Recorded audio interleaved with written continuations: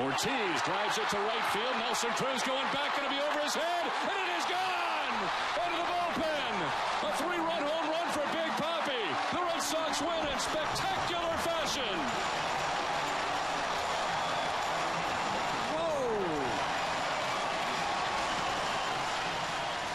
What a night Thursday night was from Fenway. What a beautiful day Saturday has become. The Los Angeles Angels of Anaheim are here to take on the Red Sox in the first of a day-night doubleheader. Hi, everybody. I'm Don Orsillo, joined today by senior writer for the Boston Globe, Nick Cafardo. And, Nick, today the Red Sox take on the Angels in the first of two. And today it is Jacoby Ellsbury who leads it off for the Red Sox. He gets the start in Game 1. Yeah, Jacoby, the one thing we wondered about was whether that 5-game layoff would affect his hitting. Obviously, it did not. I don't think he's full throttle with the running quite yet, but I'm sure that will come. And then in the nightcap tonight, we'll see Shane Victorino in center field. He returning to the lineup, and Shane Victorino brings so much energy. He's a dynamic player, a great outfielder with a very good arm. He's been very energetic for this team when he's played. Unfortunately, he's run into a few walls. Literally. He literally has. We will come back and have the first pitch from Fenway Park. It's the Red Sox and Angels, and today it's Felix Gibran on the hill. He's 4-2 with a 4.88 earned run average.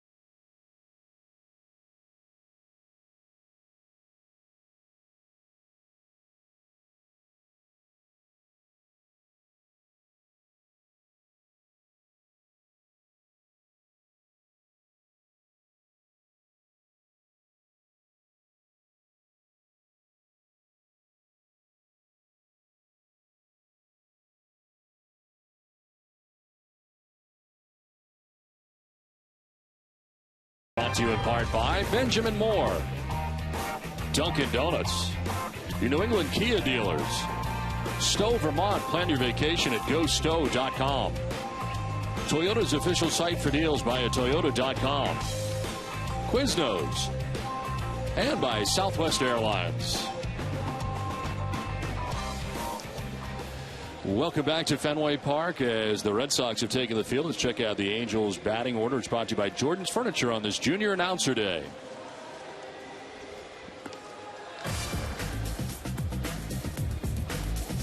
Thanks, Mr. Orsillo.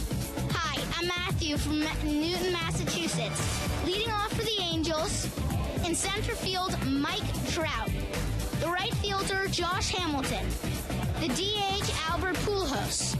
At first base, Mark Trumbo. The second baseman, Howie Kendrick. At third base, Alberto Callaspo. The catcher, Chris Iannetta. The shortstop, Eric Iber. And batting ninth, the left fielder, J.B. Shuck. Great job, Matthew. As for the Red Sox starting pitcher today, Verizon Fios brings you the numbers for Felix Doubront. His 11th appearance, 10th start of the year. 4-2 with a 4.88 earned run average. 55 and a third innings, 59 strikeouts for Felix. And opponents hitting at 287 against Doubront. As he's ready to work to Mike Trout, who leads it off here for the Angels. And the first pitch of the ball game is going to be in there for strike one, and we're underway.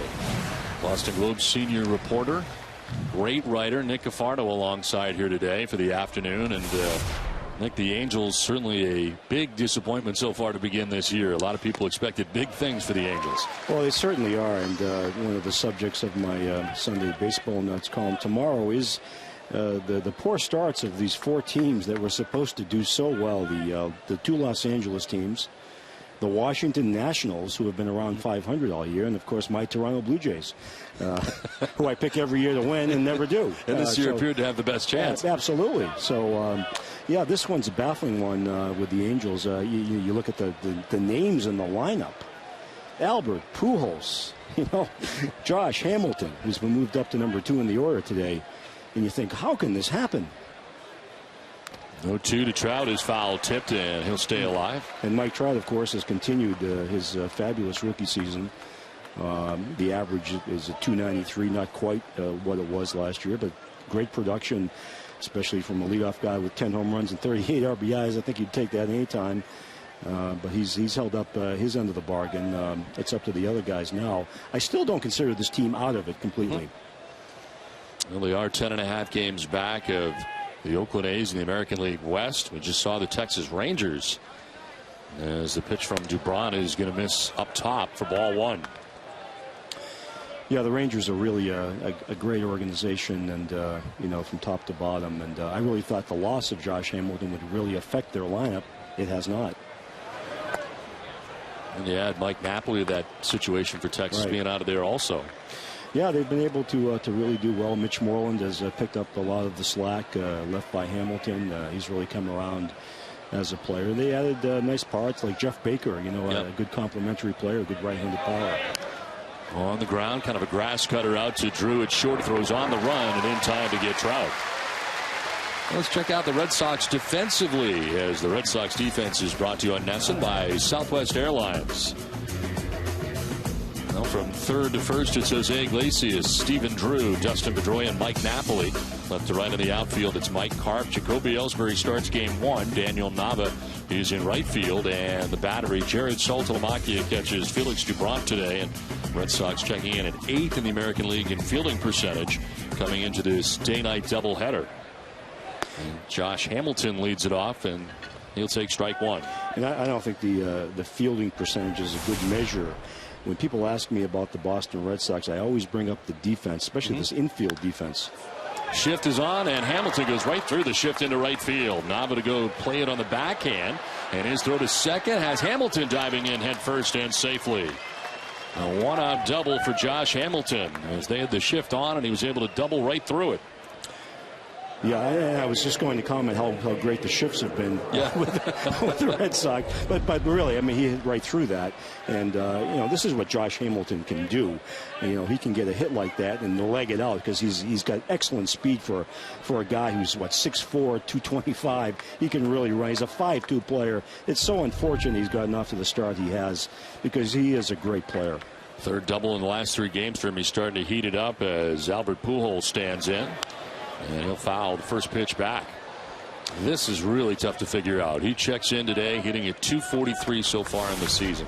Yeah, he's not been himself. He's battled all kinds of little nagging injuries. He probably should be on the DL. He's trying to play through things, and he's a warrior. He knows he's making a lot of money and needs to be out there.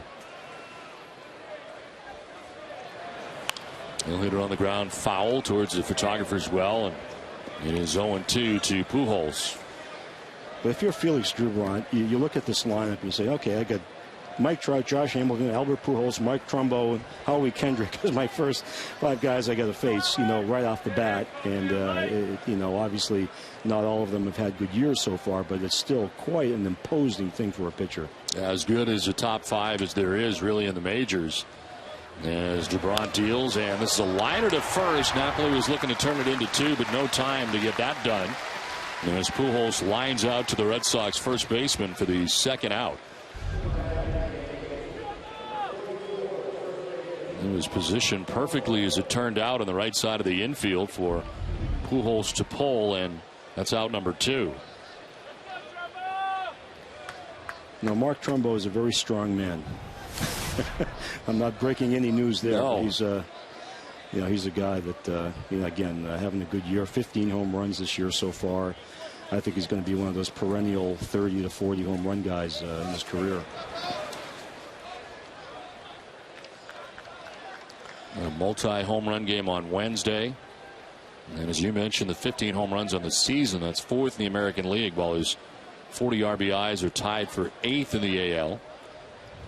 He's played a total of 31 games at first base, 13 games in right, and 8 in left. He's also DH'd quite a bit, and today he starts game 1 at first base. Yeah, he's got that positional versatility which you like to see, especially for a big guy like that. I'm sure they'd like to have him settle at one position at some point in his career, and that would appear to be first base. He certainly can play some third base and play the corner or outfield positions or the DH spot, obviously. But I think he will probably, of course, with Pujols there, he probably won't settle at first base. There's a one hopper out to Drew. It's short. His throw is in time, and it ends the top half of the first inning. What's turned out to be a beautiful day here at Fenway Park. Even happier day for that youngster.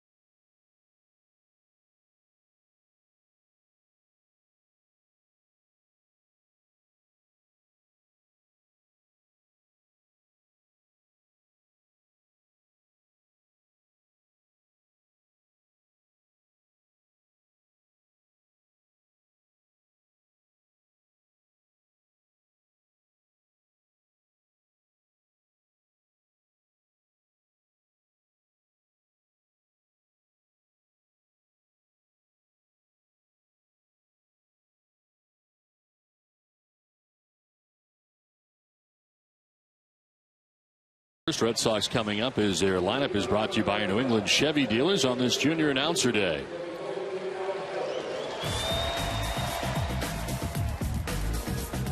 Thanks, Mr. Ursillo. Hi, I'm Master from Chicago, Illinois. Leading off for the Red Sox, the center fielder, Jacoby Ellsbury. In right field, Daniel Nava. The second baseman, Justin Pedroia. The DH, David Ortiz. The first baseman, Mike Napoli. The catcher, Jerry Sakalakia. In left field, Mike Carp.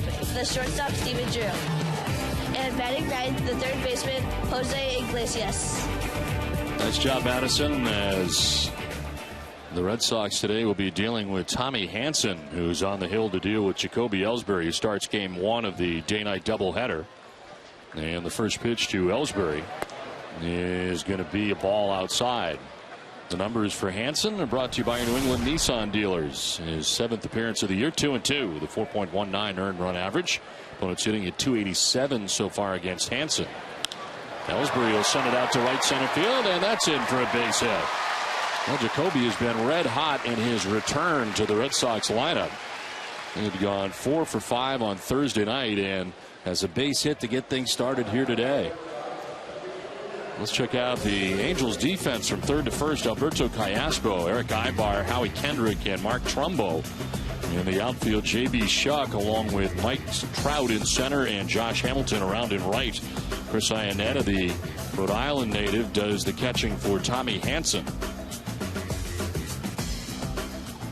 So Ellsbury leading it off with a base hit to begin things here in the bottom of the first inning. Here is Daniel Nava. Nick Cafardo from the Boston Globe joins us today as Hansen glances over at first base, but Ellsbury back to the bag. Yeah, I'm curious to see if we'll see Jacoby take off here. Was a little bit conservative in his first game back running wise. He had a terrific first game with the 4 hits and 5 at bats, all part of a Red Sox win on Thursday night. In the finale of the series against the Rangers. Welcome inside the booth, Nick Cafardo joining us today. And Nick, you take a look at this Red Sox team right now, and they got a 2-game lead over the New York Yankees. Yankees lost last night in Seattle. And we talk about the Angels, but so far the Red Sox have been a bit of a surprise how well they've played. They've been so consistent all year. And they've had their dips, of course. They've had their slumps along the way, but they haven't lasted very long. And that's the key to being in first place or making the playoffs, to really limit those down periods. They've been able to do that because I think they have much more depth than they had last year or the year before.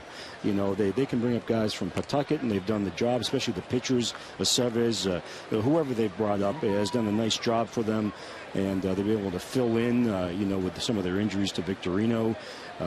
Daniel Nava, of course, a great story, great baseball story, come out of the blue and doing almost an all-star player now. So those are the reasons. Ellsbury does take off. The throw down is going to hit him in the back, and he steals second base. Well, that was very interesting. Yeah, I was wondering when he would test that groin, and he sure did there. Great acceleration, great jump right off the bat there, and I think you can do that against Tommy Hansen. I think the book on Hansen is that you can run on him, and I'm sure they'll try to exploit that today. And with that stolen base ties Nate McLouth. The Baltimore Orioles in stolen bases atop the American League, and of course he injured that groin in the 5th and all-time record for the Red Sox in a single game. This is kicked to third. Callaspo has got Ellsbury hung up, and he will tag him out. He dropped the baseball. Now he's not out. They'll throw to third, and now he will be out. So slightly delayed, but in the end they get it. Well, he certainly tested the groin on that play. Yes. So the back and forth there. I hope he's okay. It was like the goalie in the Bruins game last night. Well, Ellsbury was safe at this point as the ball is dropped, but then tagged out by the pitcher Hansen. In the meantime, Nava was unable to move up to second base, so he reaches first on the fielder's choice. Yeah, that starting and stopping and slipping there, it's a good test. Yeah, it sure is. So 1 out and Nava at first base now for Dustin Pedroia. Well, Pedroia continues to roll right along, hitting at .329 coming into today's action. 4 homers and 33 runs batted in. He is 5th in the American League in batting average to start the day, with Miguel Cabrera setting the pace in the American League, hitting at .368. I know that people were worried about Pedroia's lack of power early in the season, but I think that's going to come, especially as the weather warms up and as the thumb starts feeling a little bit better. I think you'll see the power, the 15-20 home run power. I was going to ask you about the thumb because that's a story that really came out last week, that it's still been ailing him since opening day at Yankee Stadium. Do you get a feel for how much pain he's in on a daily basis? It doesn't seem like he's in a lot of pain. I think just talking to him about it, and I know he hides things very well, but he does not admit to having a lot of pain in that thumb. So I think initially when he did it for the first couple of weeks, as he was dealing with swelling and things like that, I'm sure it was very painful. I'm not sure it is now. He's got plenty of protection, especially in that batting glove that he uses. I think he's okay. His average certainly has not suffered, and the power has been coming around as he sends this one to deep left. Shuck's back, and it's going to grab the scoreboard. Quickly by Shuck on the ricochet. Nava will be stopped at third. It's a wall ball double to left field for Dustin Pedroia. Well, you can tell by both Pedroia and Ellsbury, they are just right on the ball right now. I mean, they can't wait to get up to the plate and hit, and you can tell just by the way they're seeing the ball out of Tommy Hansen's hands right now. And Pedroia lacing this to the bottom of the scoreboard. And Shuck got his first Fenway Park experience as that ricocheted right by him. So second and third now with one out as the Red Sox try to get to Hansen here in the first inning. And here comes Thursday's hero, David Ortiz. And we've seen it so many times for David Ortiz walk-offs. Now, granted, it's been a while since we've seen a home run walk-off from Big Papi, but still, it was great to see once again in what has been an incredible season for David so far. You know, I know that was a tough call for Ron Washington in that game, but yeah. I would never want to pitch to him. No, I mean, I was thinking the same. I mean, who don't you let beat you in that sense? Well, exactly, and especially over the last couple of years where he's been so adept with left-handed pitching. Yeah. It's not like, you know, the lefty's going to fool him or something. You know, I just would never, ever pitch to him in that situation. This is one of the great clutch hitters that this franchise has had. And he's still an excellent hitter. I don't know why you put yourself in that situation. In the situation you're talking about, the intentional walk of Dustin Pedroia leading to a 3-run home run, a walk-off for Ortiz, who just on the backswing get a piece of Chris Iannetta, the Angels catcher, and turned to make sure that he was all right. That happens for Big Papi in that long swing, and he got him right on the top of the mask. And there's the insult factor, obviously. You know, he probably felt insulted that someone was walked in front of him, and he still has the means to be able to do what he did that night, and he had a game-winning home run. Swing and a miss here. Hansen deals with him well and gets him on the curveball, as that's the first strikeout for Hansen. No more on the walk-off. Here's Jenny Dell. That's right, Don. Well, Mike Napoli was on deck when David Ortiz went and hit that 3-run walk-off home run on Thursday night. And Mike Napoli brings us our Geico quote of the day. And it's about the perspective that he has on David hitting that home run. He said, that's why he is who he is. There's only one Big Papi. He is the man in that situation, Don. Well, no doubt, Nick, there is a great deal of respect for David Ortiz across the league and across baseball. Well, yeah, and again, it's one thing if he's struggling or not the hitter he used to be, but he's still the hitter he used to be and still an impact player.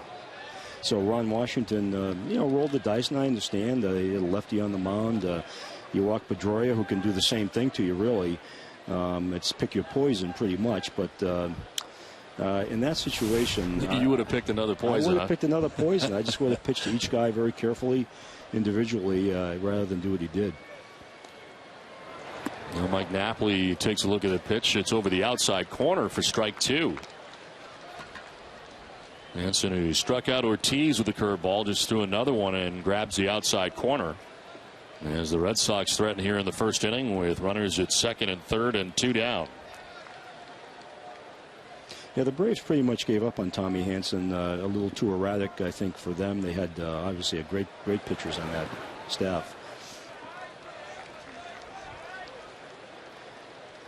And he's a guy who could be a power guy, and you know, tends to leave some balls up in the zone at times and gets himself injured that way. But I think that's what the Red Sox are kind of hoping happens today. The Red Sox are a great mistake-hitting team. They really do. You make a mistake on them, they make you pay for it with a long ball or a big double or whatever. Now Hansen 13-10 last year with the Braves in his final season in Atlanta. As he runs that fastball in on Napoli.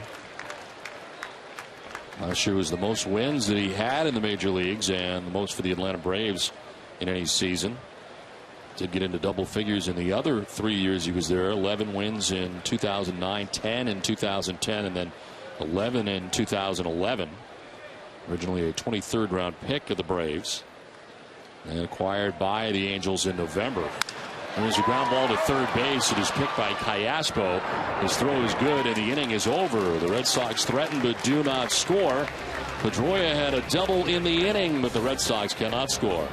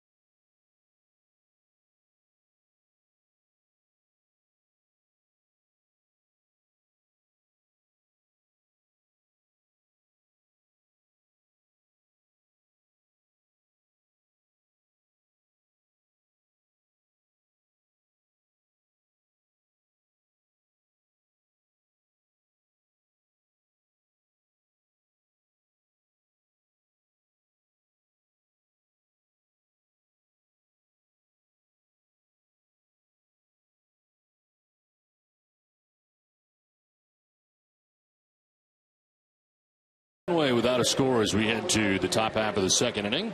Are you a leader of a group of 20 or more? If so, a Red Sox game at Fenway Park is the perfect place for your next outing. Call 617-226-6835 to talk with a group ticket representative to plan a perfect trip to Fenway Park.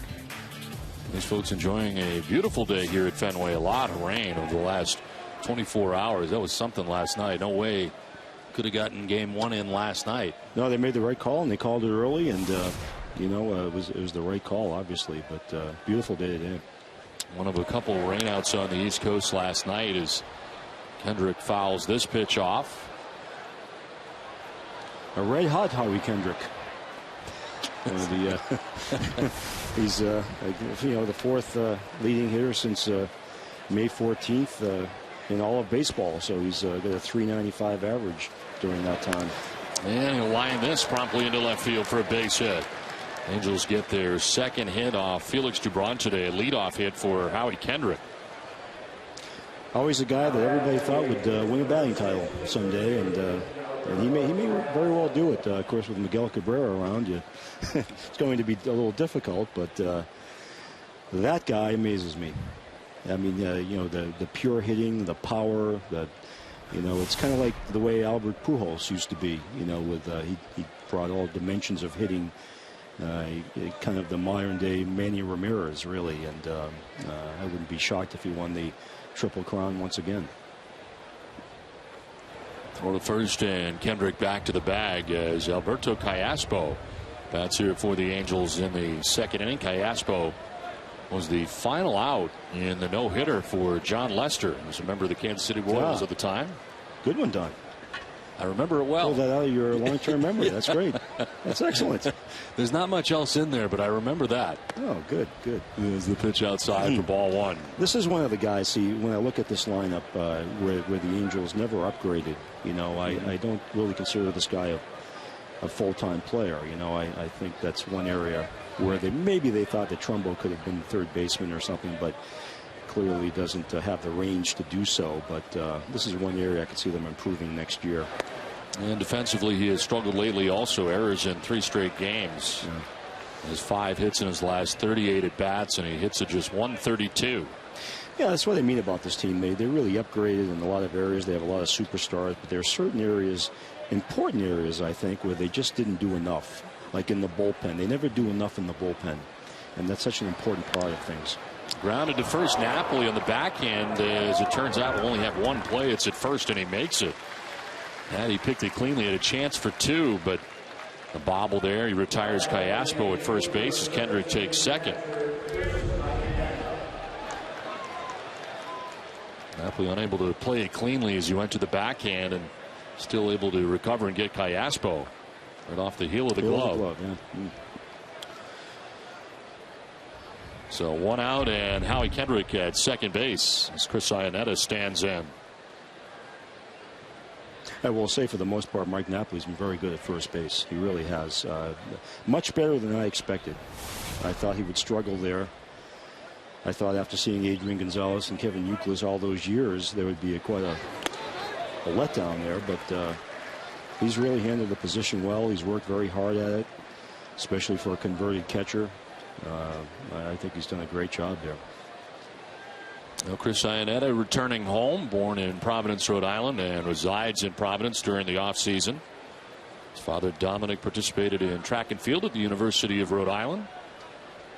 And, of course, Iannetta, as this snap throw down to second base, not going to be in time as Kendrick gets back to the bag, but Saltalamacchia throwing it around a little bit. I like to see that. I like to see catchers go after guys, especially if they're taking big leads off the base and everything. And Salty has not been afraid to do that this year, and I think that's great. There's always a thing there with Salty's throwing, but he's decided to really be aggressive in that way.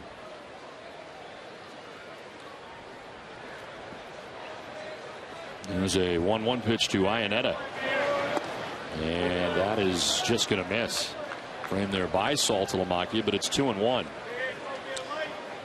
course, the big thing I think the Red Sox are looking for with Dubront is economizing with his pitches, elongating his outings, which is the one thing he just hasn't been able to do. You know, he's got great stuff, as we all know, just can't throw enough strikes. That's going to be a strike. Yeah, it seems every time you look up in the fifth inning, and there he is at 100 pitches. Yeah, it's and it's not unusual for a younger pitcher to do that. Obviously, John Lester was like that very early in his career, where he couldn't seem to get over that fifth, sixth inning hump, and he finally did. He finally broke through, and hopefully the light goes on with Felix as well. That'll run inside for ball three, full count. Iannetta played for Chatham in the Cape Cod League following his freshman season. 3-year starter at the University of North Carolina, and broke into the big leagues with the Colorado Rockies in 2006 and was a member of the Rockies until 2012 when he joined the Angels.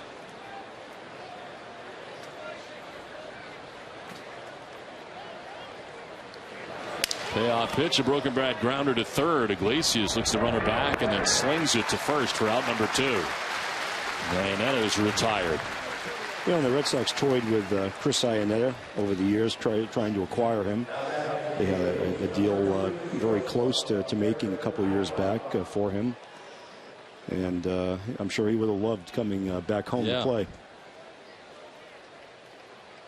Now, the tandem the Red Sox have right now is working out very well. Saltalamacchia and David Ross.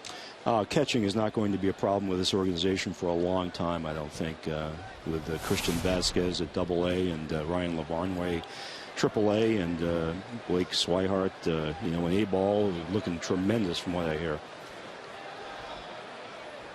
There's Eric Ibar, who takes a pitch in the dirt, blocked by Saltalamacchia. And then they draft John Denny, if they can sign him. A big target, a guy, kind of an all-around kind of catcher who really has all the mechanical things down pat. A good catcher, good thrower, good hitter, and all he needs to do is refine some of the game calling and all the things, the experience type things that catchers need to do to make it to the majors. Dubront with a 1-0. And Ibar will take that for a strike, 1-1. We talked a lot about the Angels. They are 26-34 coming in. They're tied with the Mariners, 10.5 games back of the Oakland A's. The road has been a problem. They're 11-16 away from the Big A.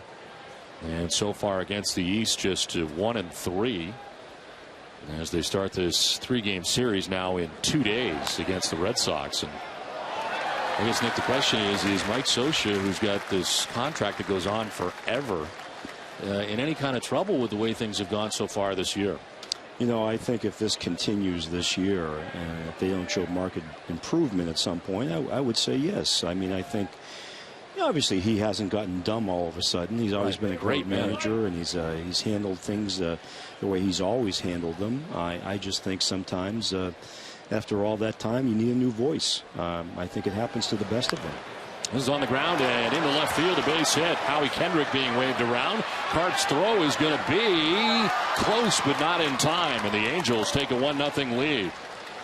With the throw going to the plate, Ibar is able to move up as he takes second base, picks up an RBI, and it is a 1-0 Angels lead. A little 2-out RBI here for Eric Ibar. Yeah, and this is one of the areas that Felix, I think, has had some trouble in, you know, putting teams away in innings. Obviously, 2 outs has been a problem. 2 strikes has been a problem at times. And these are the things that you want to see him improve upon. You know, maybe have a little more of a killer instinct with 2 outs or with 2 strikes. And that's one of the things that's been missing from his game right now. You know, 2 down, Ibar at second base. J.B. Shuck is the batter in on the left side. And he'll hack at the first pitch and send it foul. I've talked to so many hitters from other teams who, when they mention the Red Sox staff, they mention Dubront and how nasty he is and how, you know, how overpowering he can be and how they hate to face him. Yet, you know, at times you can get to him, and he makes a few mistakes here and there, and you can't do that in the major leagues. He's coming off one of his better outings of the year, and that was at New York against the Yankees, a 6-inning effort, giving up just the 1 run and threw just over 100 pitches at 103. Mm-hmm. Yep, he's got to economize. You know, I think in the last 2 or 3 starts, I think the tempo has been better. He's definitely getting the ball and throwing it better than he usually does, not obsessing over every pitch.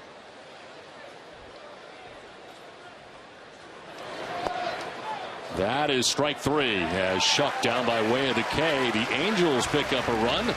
On top 1-0 is Saltalamacchia will lead it off when we come back to Fenway.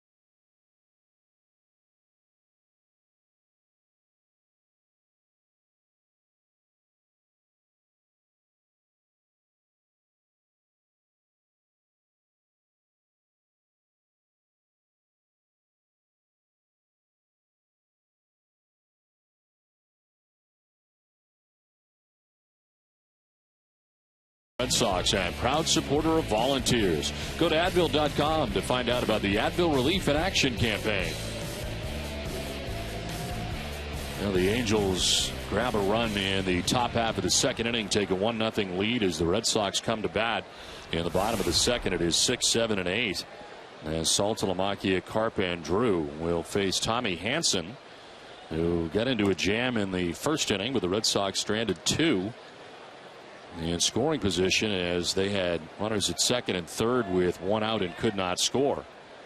Saltalamacchia with a 5-game hitting streak coming in.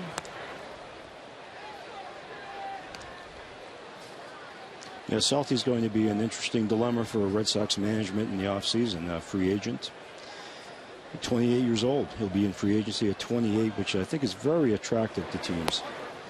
Power guy, 25 home runs last year, so far 6 this season. There are a lot of strikeouts. I'm sure he'd like to cut down on that. Yeah, he'd like to put the ball in play more and take advantage of things better. I think he's laying off more pitches, obviously taking his walks.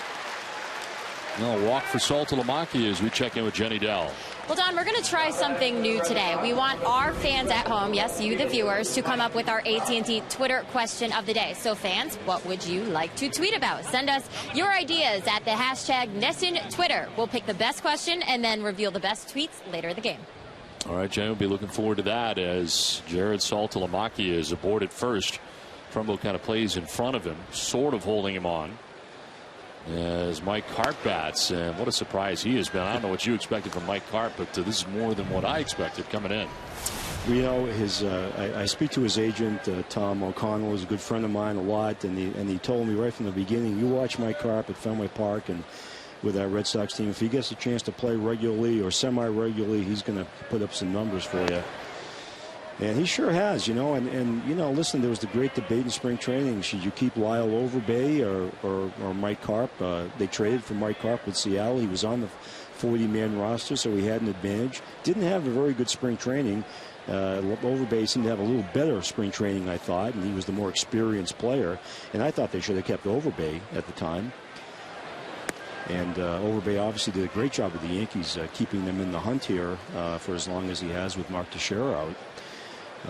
But Mike Carp, you know, when he went through that 0 for 21 there, and you said, oh, geez, you know, what's going on here?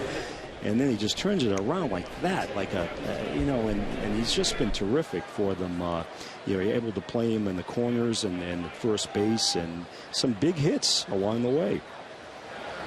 He's hitting just under 300 at 299, and that's in and out of the lineup for the Red Sox. Been a bit of a platoon in left field along with Johnny Gomes, and while Gomes' numbers don't jump out at you average-wise, they both contributed. Oh, big hits, yeah, big hits for Johnny, and big defensive plays as well. Yes. You know, I mean, you don't picture him as a good defensive player, and that was always the rap on him. But he's made some nice plays out there. But Carp, you know, when he comes to the plate, you always think he's going to do something important.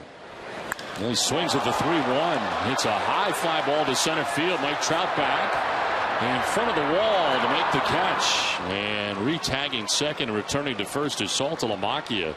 What a blast that was for Carp, but in the wrong spot here at Fenway Park. 1 down.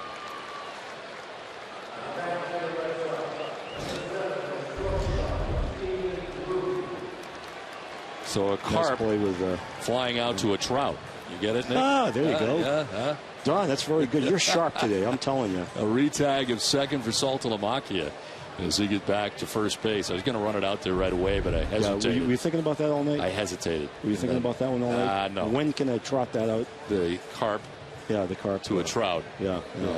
You must have been thinking about that all night. 1 out, Saltalamacchia at first base, and here's Stephen Drew.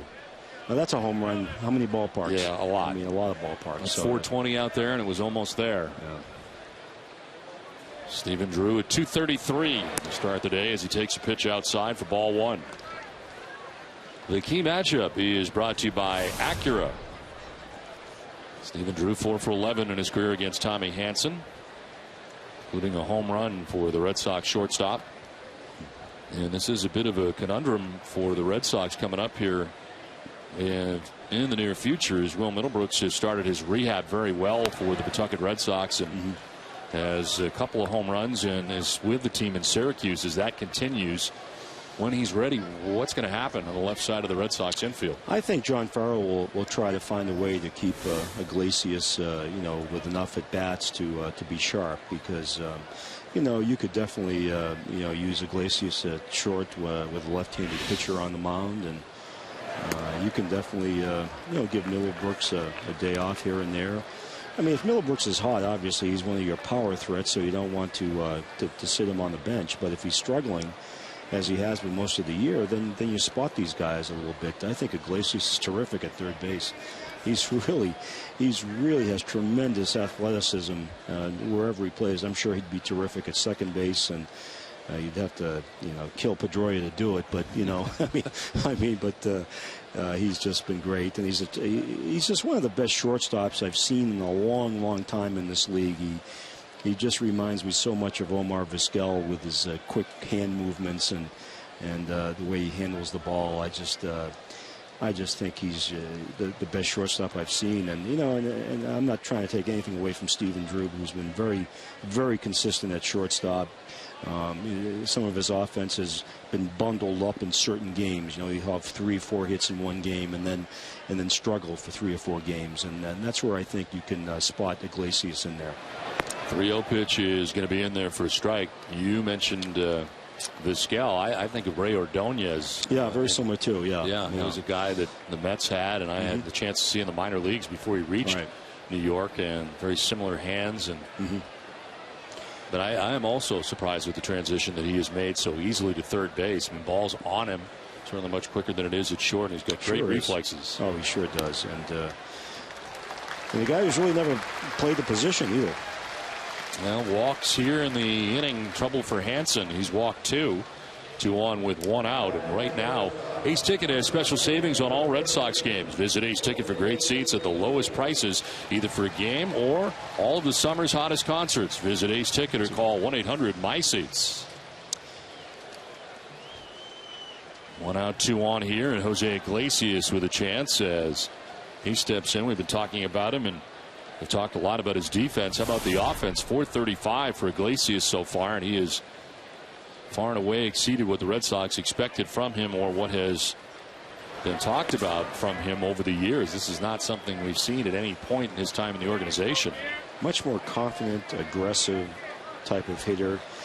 I remember speaking to Victor Rodriguez, who's now their assistant hitting coach here, when he was the minor league hitting coordinator. And Victor always told me that he was just a guy who just had so many different stances and grips and everything else. He could just never settle in on anything that he felt comfortable with.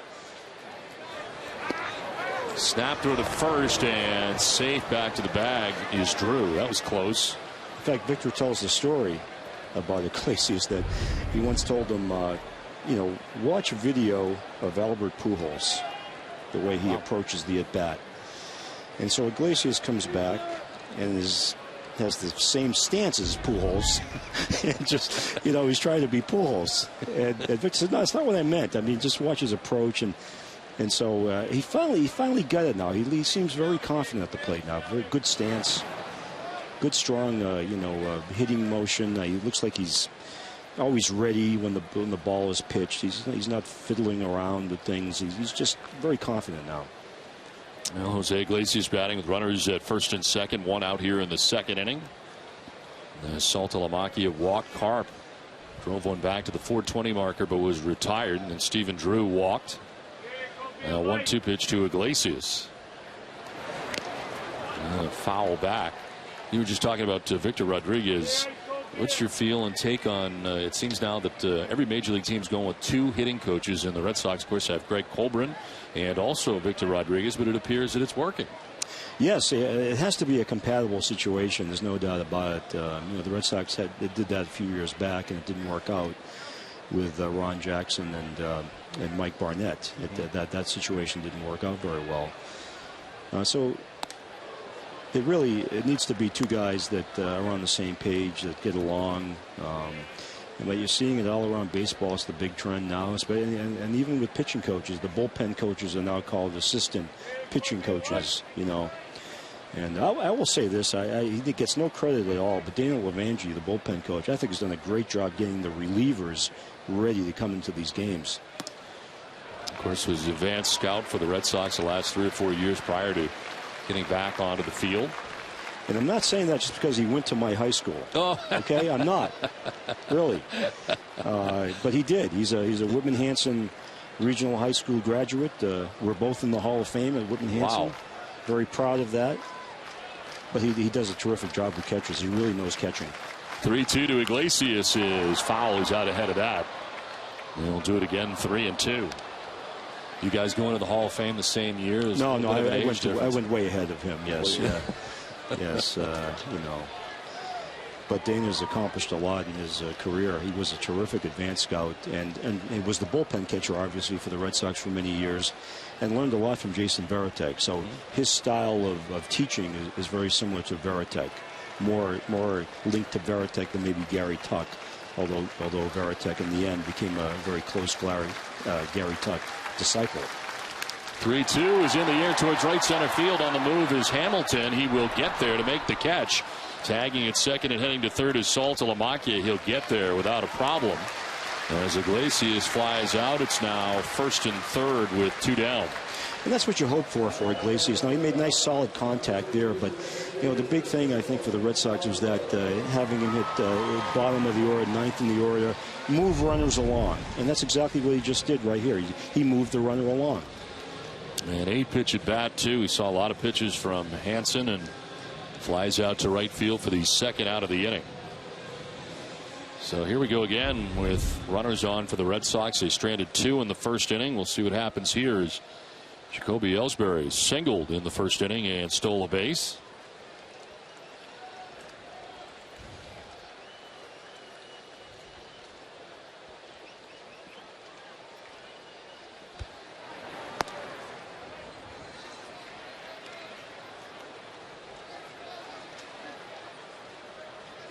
In from third base is Callaspo, is the first pitch missing for ball 1.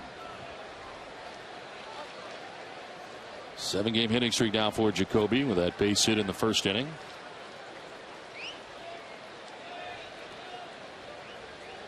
Red Sox already today are 0 for 4 with runners in scoring position.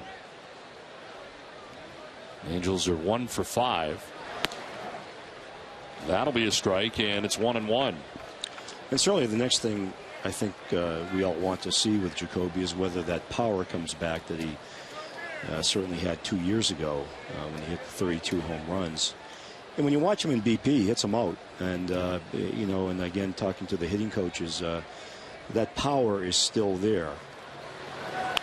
And it's a ground ball right side, almost hit the runner, but it gets through to Kendrick, who will throw out Ellsbury, and the Red Sox will strand 2 more. It's 1-0 Angels. They must be tweeting us.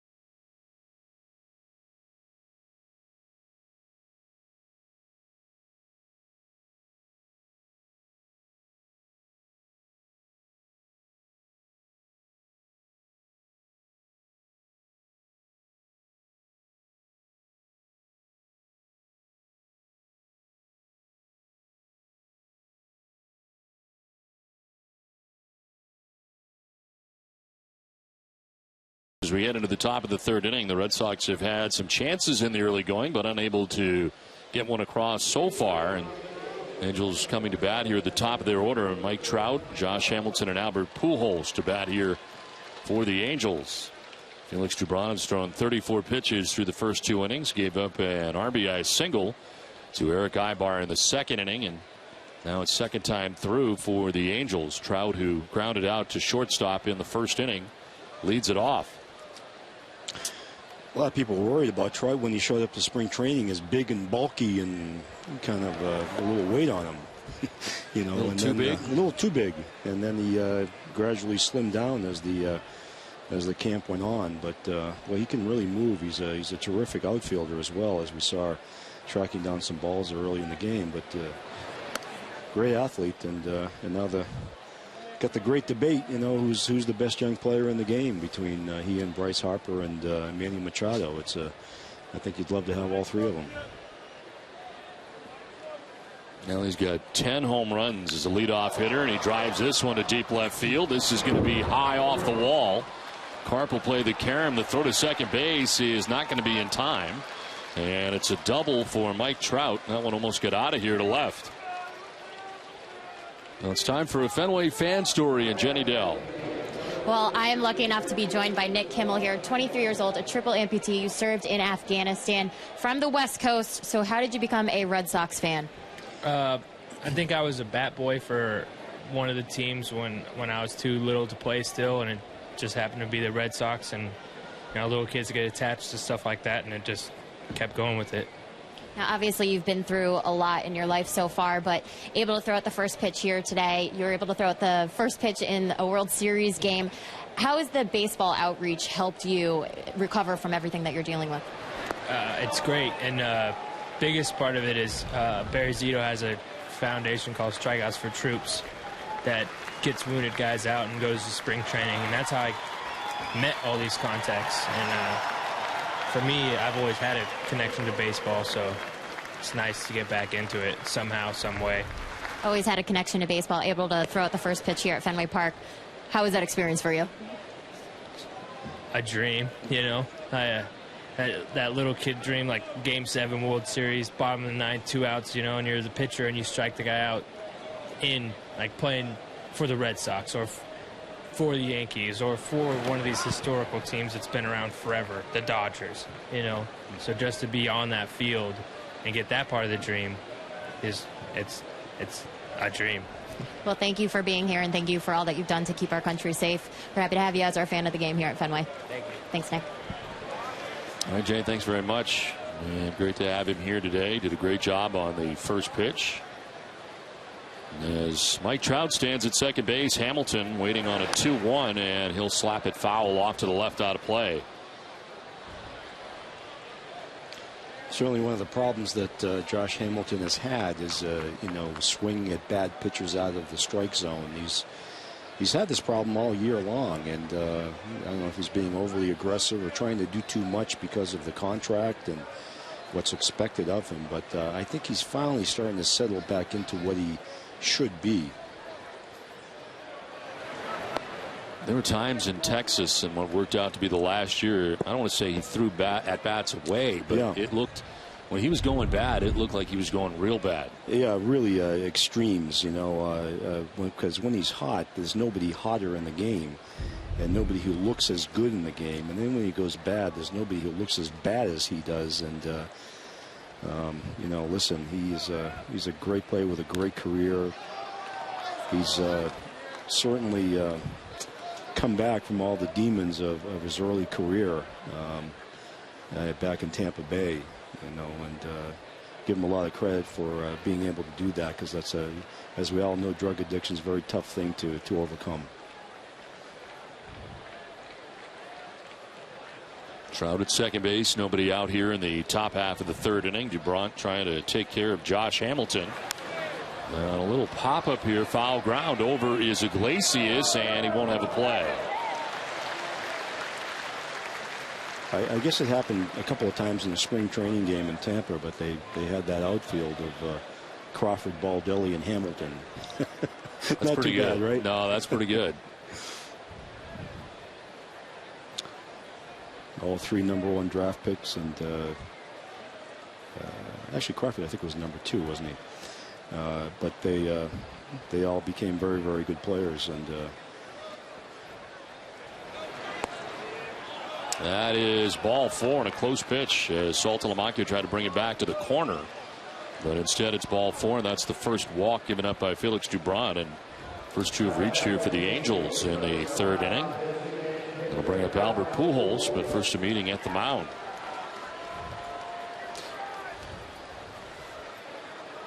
Well, for every Red Sox game that goes into extra innings or one where the Sox get a save, CVS Pharmacy will make a donation to Boston Children's Hospital. CVS is aiming for a goal of $25,000 in donations this season. So 2 on, nobody out. Having some fun out there on the monster seats today. Beautiful day to be out there today.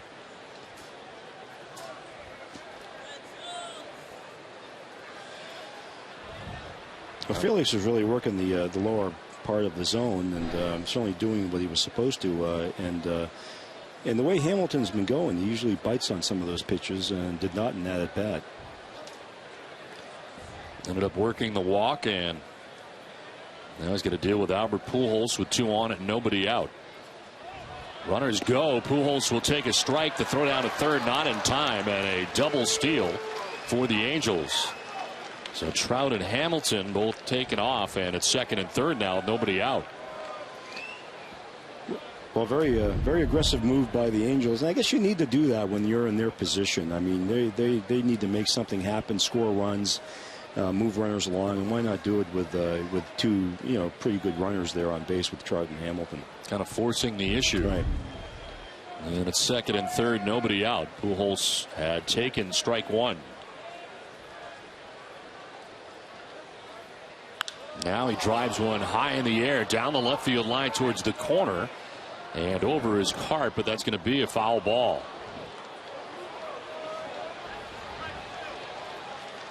Wind is blowing hard from left to right. Kind of had to wait on that one because the breeze is going to bring that ball back towards the playing surface, and didn't get all the way back.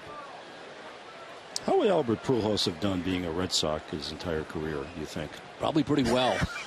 Would be my guess. I mean, if he did that at Busch Stadium, wow. This is to center field. Ellsbury going back. He will get there as he battles the sun.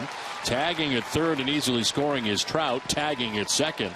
And moving to third is Hamilton as the Angels take a 2-0 lead. Sac fly for Pujols and his 36th RBI of the year. Well, the aggressive base running certainly helped, and got the guy at third base, got him driven in. Great decision there by Mike Scioscia. We're talking about Mike Scioscia as a manager, and the roster kind of dictates how you can play, and he was a guy that for a lot of years had a roster you could do all kinds of things with. Right. Think of Isurus Turris, who was part of that. Ibar, who's still here. They had Sean Figgins when he was going well, and he'd do a lot of different things. You'd see a lot of squeezing and hit and runs and everything else, and it just seems like there's less of that, but I guess it's the roster that kind of dictates what it is you can do. Oh, absolutely, yeah. And and I would think the GM would want to tailor the roster to this great manager who knows what to do with it, and that hasn't been the case over the last couple of years. It's been more let's go make a splash in free agency. Let's put some people in the seats. As the infield is in, and it's off the glove of Drew. Goes to second, and Pedroia throws to first for the out. That'll go 6-4-3, but a run in as Hamilton comes in with the third Angels run, and it is 3-0 now, Los Angeles. Well, that could have been more disastrous than it looked. I went right to Pedroia, and they got the out anyway, so at least they get something out of it. But certainly the Angels up 3-0 now, and they're kind of manufacturing runs here. So the first 2 reach, they both score for the Angels, and with 2 outs, bases empty, and here is Howie Kendrick. Kendrick singled in the second inning and scored the Angels' first run. Well, the big thing now is for Felix to keep his poise here and keep things as they are, and allow this Red Sox offense to do some damage against Tommy Hanson the rest of the way.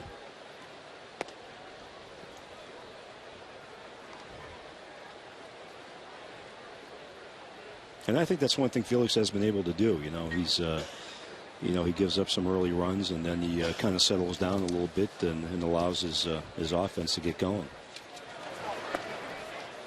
That's a strike over the outside corner, and it's 2-1. Hildebrand making his first career start against the Angels.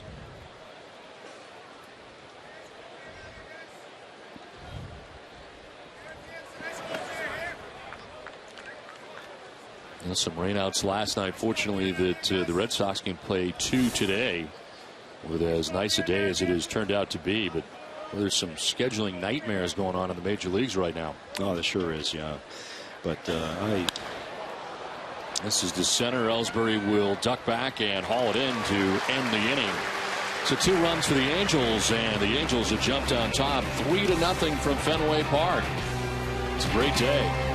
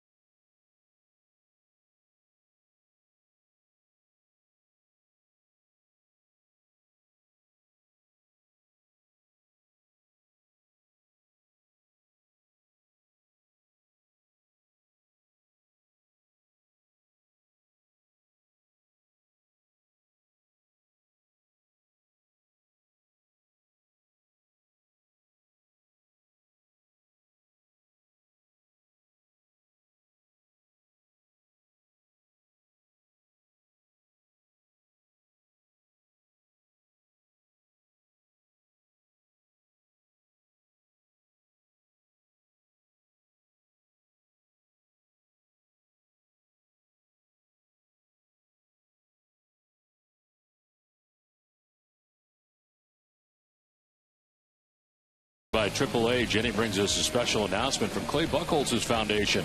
Also, Peter Gammons takes a look at past New Englanders who have been drafted. All that and more tomorrow at noon on the Ultimate Red Sox Show. Just having a great time here today at Fenway Park as the sun is out and the Red Sox and Angels are playing day baseball here, day-night doubleheader. And Daniel Nava and the Red Sox have work to do, down 3-0 as they bat here in the bottom of the 3rd inning. You know, Don, I talked to a lot of general managers during the course of the week and baseball scouts, etc. This is the name that they talk about the most. Tell me about Daniel Nava. And I tell them. And they know the story by now, obviously. It's just a great baseball story. It's because scouts see everybody now. You know, there are no surprises anymore in baseball. This guy is one of the surprises. You know, doesn't make his college team. You know, independent league guy. They buy him for $1. You know, he's like 12th on the outfield depth chart with the Red Sox. Now all of a sudden, he's having an all-star. He's improved incredibly defensively, offensively, right-handed, to the point where John Farrell says he doesn't even think about the lefty-righty thing anymore with him. They bat him leadoff with Ellsbury gone. They can bat him second. They can bat him fourth. They can. Remarkable story. He really is. Is this the case of a guy who was just missed and kind of slipped through the cracks, or is this a guy that has gotten better over the years? It seems, anyway, defensively, that he's gotten improved over the last few years. And maybe I shouldn't say he got slipped through the cracks, because he probably wasn't that good then. And a guy who just got better. And that really happens. You know, when you get drafted first or second in Major League Baseball, you're really good. This is line to center, and that's good. That's in for a base hit. That is the third Boston hit of the day, and the lead runner on for the third straight inning now for Boston. Yeah, when you get drafted like that, you're really good to begin with. Then you just have to refine things. You know, he's just never that good. And then, you know, he gets his break in the independent league and shows that, you know, he can be a good OBP guy and a guy who gets singles. And then he starts taking off, and then he has another lull in his career where he disappears. And then bang, it's right back up again because he loves baseball so much and he wants to get back and be a good player and be a major league player. Remarkable story. You know, he starts today hitting at .293. He's 1 for 2 today. He's got 8 homers, 38 runs batted in. There is Dustin Pedroia, his second at bat. He doubled in the first inning as he takes strike one. I guess I'll belabor this, but he to me is what baseball should be promoting. You know, we always look for the marquee name out there. This is the guy. He's the self-made guy. You know, much like Wade Boggs was. He was a self-made player. You know, he really made himself really good. And this is what Nav is doing. If I were baseball, I'd have a whole marketing campaign with this guy. You know, Boggs made himself into a Hall of Famer. Yeah, Wade was obviously a good hitter always, but you know, he made himself into a Gold Glove third baseman, and that was always the problem. Man, how good is he at third base? And boy, he worked and worked. I remember seeing the 100 ground balls Johnny Pesky used to hit him every day at third base, and he just got better and better and better, and he was a very good fielder.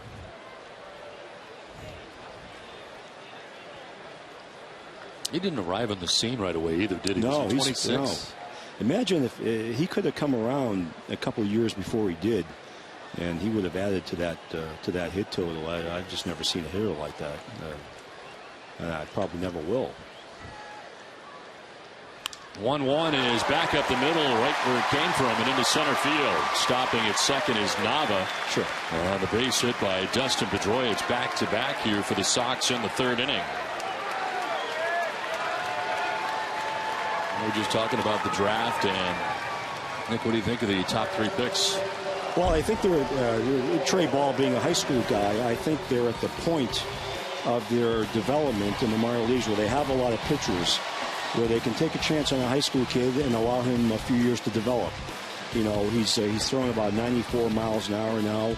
He's a big kid, so he's 175 pounds. You know, in 3 years he might be 225 or whatever, and that velocity is going to go up even beyond that. So if he's throwing 94 now, he'll be throwing 96, 97 in 2 or 3 years when you can actually project him to the majors.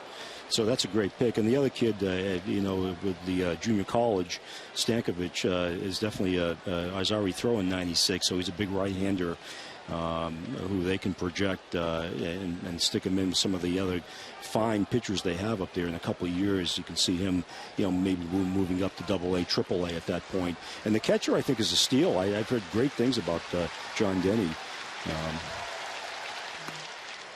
Ortiz taking the breaking ball, and it's 1-1. As we said, already a very accomplished catcher mechanically and can hit. Big guy, kind of reminds you of Eric Wedge when he was in college. You know, Eric unfortunately had some injuries and didn't become a very good major league player. But Red Sox have a lot of depth at catcher now. That is outside, and it is 2-1 to Ortiz. His second look at Tommy Hanson today. He struck out swinging on a curveball back in the first inning, and now Hanson in a jam here after giving him back-to-back base hits to Nava and Pedroia.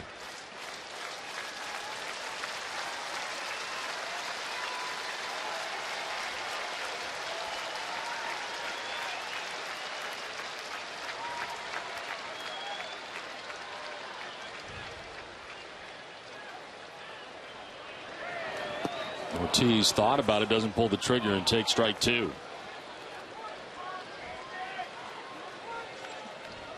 Yeah, Hanson's taken some stuff off on Ortiz and kind of fooled him a little bit in a couple of at bats here. But I think David's catching on a little bit now.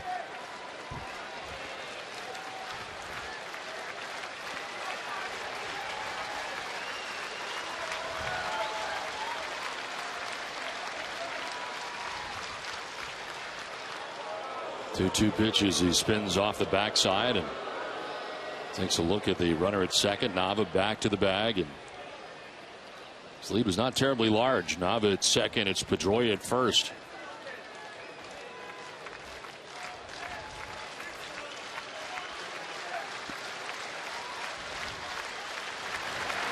Ortiz strikes out for the second time against Hansen. It's the same pitch. It's that curveball, and it's gotten him twice today. Yeah, I'm sure David was looking for a fastball there, and didn't get it. Hansen's pitched him very effectively so far. The pitch zone on Nesson is brought to you by Amica. Amica Insurance, great service, great coverage, and a great price for auto, home, or life insurance. Second time, Big Papi is down by way of the K. First and second with one out, and here's Mike Napoli. Napoli grounded out to third base in the first inning. That's where those great advanced scouting reports come in handy. And if you have a really good advanced guy, he can pick out stuff like that and really exploit it very well. And it's amazing to me, some teams don't use the advanced scouts anymore. They do the video work, and they seem to want to do it that way. But the guys who have really good advanced scouts, and the Red Sox have good advanced scouts, that really makes a big difference during the game, in terms of strategy, positioning, all of those things. You bring up an interesting point here as Napoli waits on the 0-1, and that is a ball outside. Are teams, because of video and the video departments, using scouting reports less and less, you think? Well, I don't think they're using them less and less. They're just making their own reports based on the video, and they have people who do great video work, and then they have their front office people interpret those videos and create some kind of a game plan. And some teams do a little of both. And I think the Red Sox are one of them. They use the video, and they create, they see tendencies, etc. And they have their advanced guys out there, watching players for the series before to see what the trends are. And it's amazing how they put it together so quickly and then feed it to the players. And some of the players get it, some don't. Some pay more attention than others to the advanced reports. But the ones who do, it's amazing how accurate they are. 1-2 pitch is going to bounce, and it's 2-2. It's amazing, and they've really done a great job with their shifts this year. I think they've really put people in really good positions, both a left-handed hitter and some of the right-handed hitters. You don't see too many of the right-handed shifts as much as you do the left-handed shifts, but even the right-handed shifts have been right on. I don't have all the stats available on those shifts, but just from the naked eye, it just seems like they've done a nice job with it. Well, John Farrell certainly shifted a lot as the manager of the Toronto Blue Jays. Has done the same here. 2-2 is going to be strike three. Napoli knew it. He takes with him the third strikeout for Tommy Hansen, and it's been back-to-back here in the third inning when he's needed it the most.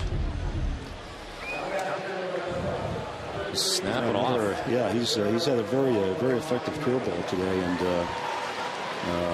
certainly Mike Napoli. That's one pitch he's very vulnerable to, and so again another good scouting job by the Angels there and pitching to Napoli. But frustrating game for the Red Sox so far. A lot of people on base, just nothing to show for it yet. They are 0 for 7 with runners in scoring position. 2 on, 2 down. And here's Saltalamacchia. He swings at the first pitch and pops it up. Hansen's going to get out of it again as Callaspo at third base makes the catch. It ends the inning. We're talking draft. We'll talk draft. We'll talk John Farrell when we come back to Fenway.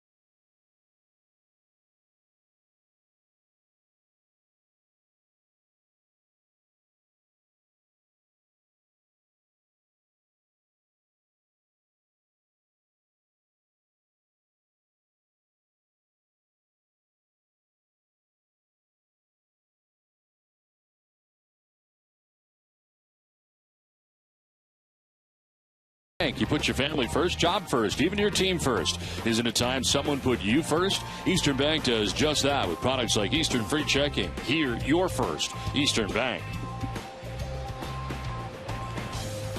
Well, it's into the fourth inning we go. It's been a frustrating day at the plate for the Red Sox, who trail in the game 3-0. Have had all kinds of chances, but unable to score against Tommy Hanson. And Red Sox having their big guns come up in some big spots, but Ortiz and Napoli combined 0 for 4 with 3 strikeouts. Here's a pop-up into shallow right off the bat of Callaspo, and it's Nava who's there to make the catch for the first out of the fourth inning. Yeah, Hanson's really converted. He used to be kind of a power guy, and the last couple of years really incorporated that curveball and slider much more effectively than he has in the past. And I think right now the Red Sox are a little bit off balance with some of his offerings. But they do have guys on base, and it just seems like a matter of time before they get to him. Well, he's certainly lived dangerously, but the Red Sox now 0 for 8 with runners in scoring position as it's a first pitch strike to Chris Iannetta. Iannetta grounded out to third base in the second inning.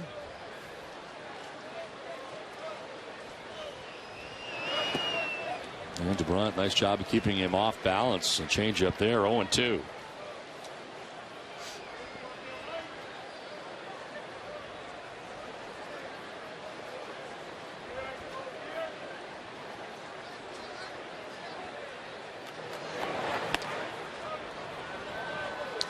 Seems like Mike Scioscia and Chris Iannetta have gotten along very nicely so far. And, Scioscia's very tough on catchers. He demands certain things of them, and Iannetta seems to be in line with his thinking.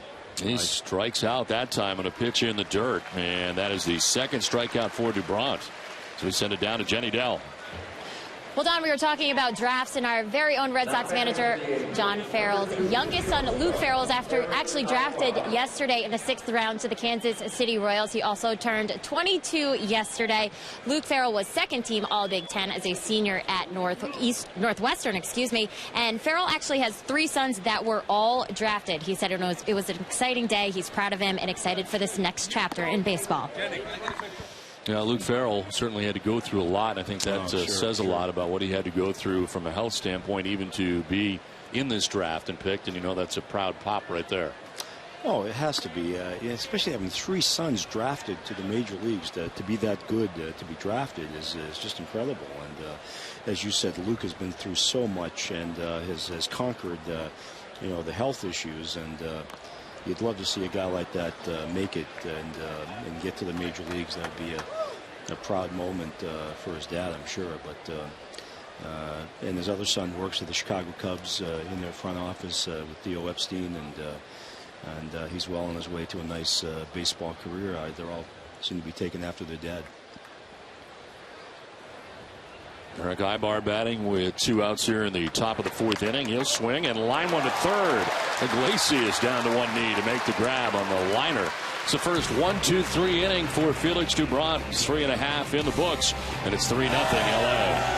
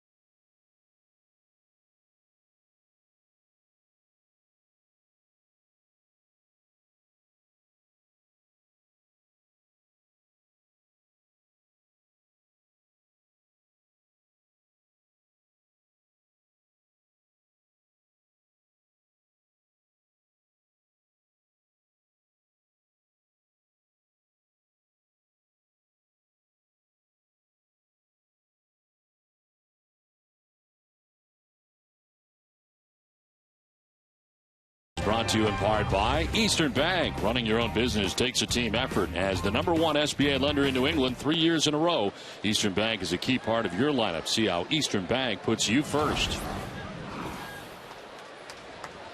And leading it off here for the Red Sox in the bottom of the 4th inning is Mike Karp. We'll see Karp, then Drew and Iglesias as they try to get to Tommy Hanson. They've had plenty of chances today. Boston has left 6 men on base through the first 3 innings. And again, 0 for 8 with runners in scoring position as Hanson has lived dangerously today. That'll bounce in for ball 1. Yeah, he's going big with the sliders and curveballs and really keeping Boston off balance in key situations here. So he's been effective when he's had to be. This is in the air to right field, sending Hamilton back, and this ball's going to carry right out of here. Over the bullpen and into the bleachers for Mike Karp, his 5th home run of the year, and the Red Sox get on the board. I'm sure I'll be getting a text from his agent any moment now.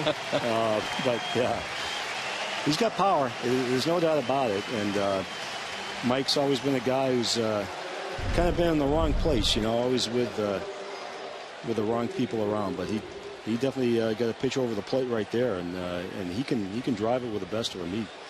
Once he gets a hold of one, he's got great power. Well, this month he's hit at .438. And his 2nd home run of the month, his 5th of the year. And it gets the Red Sox on the board finally against Tommy Hanson today.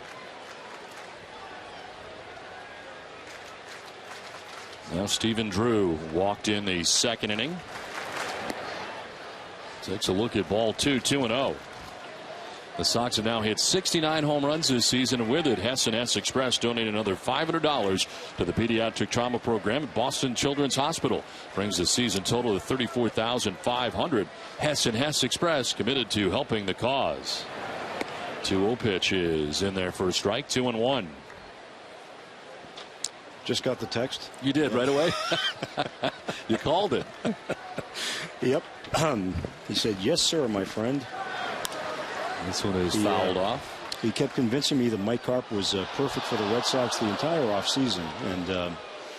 And I started to look at Karp's numbers and everything. And as I was saying, he was just in the wrong place at the wrong time in Seattle. There's always somebody ahead of him, whether it be Justin Smoke and then they acquired Kendrys Morales, and they really didn't have any place for him. And he's a guy who needs at bats, just like anybody else, really.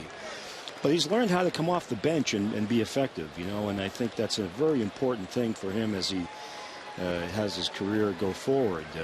But I get the feeling he could play full time for a lot of teams and be very effective.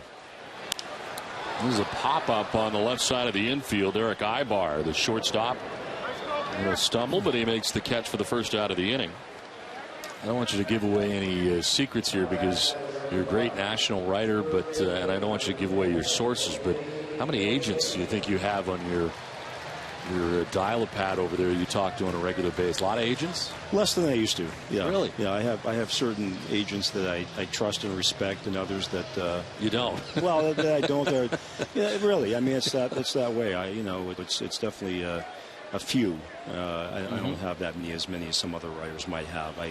I trust more the baseball executives and the scouts. I talk more to them than I do to agents. I was going to say, do you find that they, in some cases, will use someone like yourself to perhaps guide the team? Yes. Oh, sure. Yeah. I mean, that's part of the deal, that right? Definitely happens, and that's one of the reasons why I shy away from them and go more toward the baseball people. I just find that the baseball people are more genuine and definitely give you the better information, I think, than some of the agents. The agents are also very helpful, and they alert you if a player's about to sign with someone or something like that. I mean, you need them for those situations, but otherwise, I have my list. I learned this from Will McDonough years ago.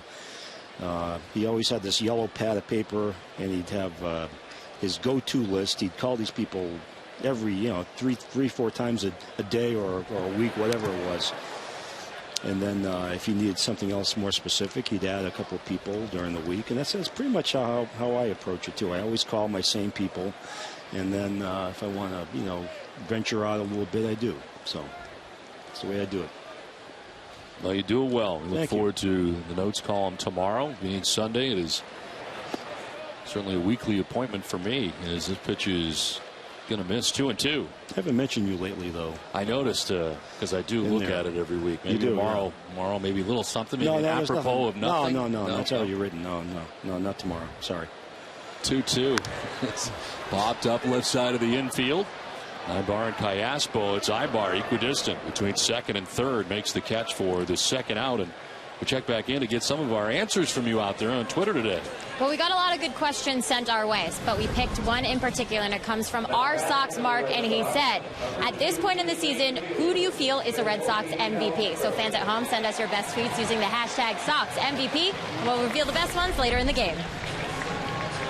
That's a good question. We will find out. A lot of good candidates for that. There is, yes. 2 down here in the 4th inning. Base is empty for Jacoby Ellsbury. 1 for 2 today. I'll keep my choice secretive. Okay. How about you? You also have a mailbag, too, which I do. You have one. I have one as well. Yours is Tuesday, right? No, it's any day I feel like doing it. Is that what it is? Because I thought it was last Tuesday, because I know it was Wednesday. It appears whenever I can get to it, pretty much. I have a few other duties, so other stuff I enjoy going on. doing it. I enjoy doing it, and the questions are, usually people ask the same kind of questions, so we try to, vary the questions, and we try to get about 20, 25. How about you? How many questions do you get? I do about 6 or 7 a week. That's I try it? to pace myself. Yeah, well, I take the best ones, and then that's so disappointing. 6 or 7? But I really spend a lot of time on each one. Oh, do you? Yeah. Oh, yeah. Do a lot of research. Not a lot of one-liners like you. Yours. Must have a whole research department. I have a staff. Whole staff. Very small staff, but a staff. Yeah. No, I try to answer a lot of questions. A lot of people have a lot of concerns, even though the team's in first place. People have a lot of concerns about different things. Shortstop, for instance, a lot of people want Iglesias to be the shortstop, and the bullpen, the closer, what trades they're going to make. They're going to re-sign Ellsbury. How many times you get that? Every week. I mean, every week. So you got to keep on top of that stuff, and the future of Jackie Bradley Jr. Is always a big thing. And that's ball 4, and Ellsbury is on again. That was the 3rd walk given up by Tommy Hanson today, and a 2-out walk this time that will give Daniel Nava a chance. People used to get on me because I used to tout Iglesias all the time. I really think he's a great shortstop. Should be the starting shortstop. And then they always come back with me. You can't hit. Well, he's hitting 450. So there you go. There you go. Take that.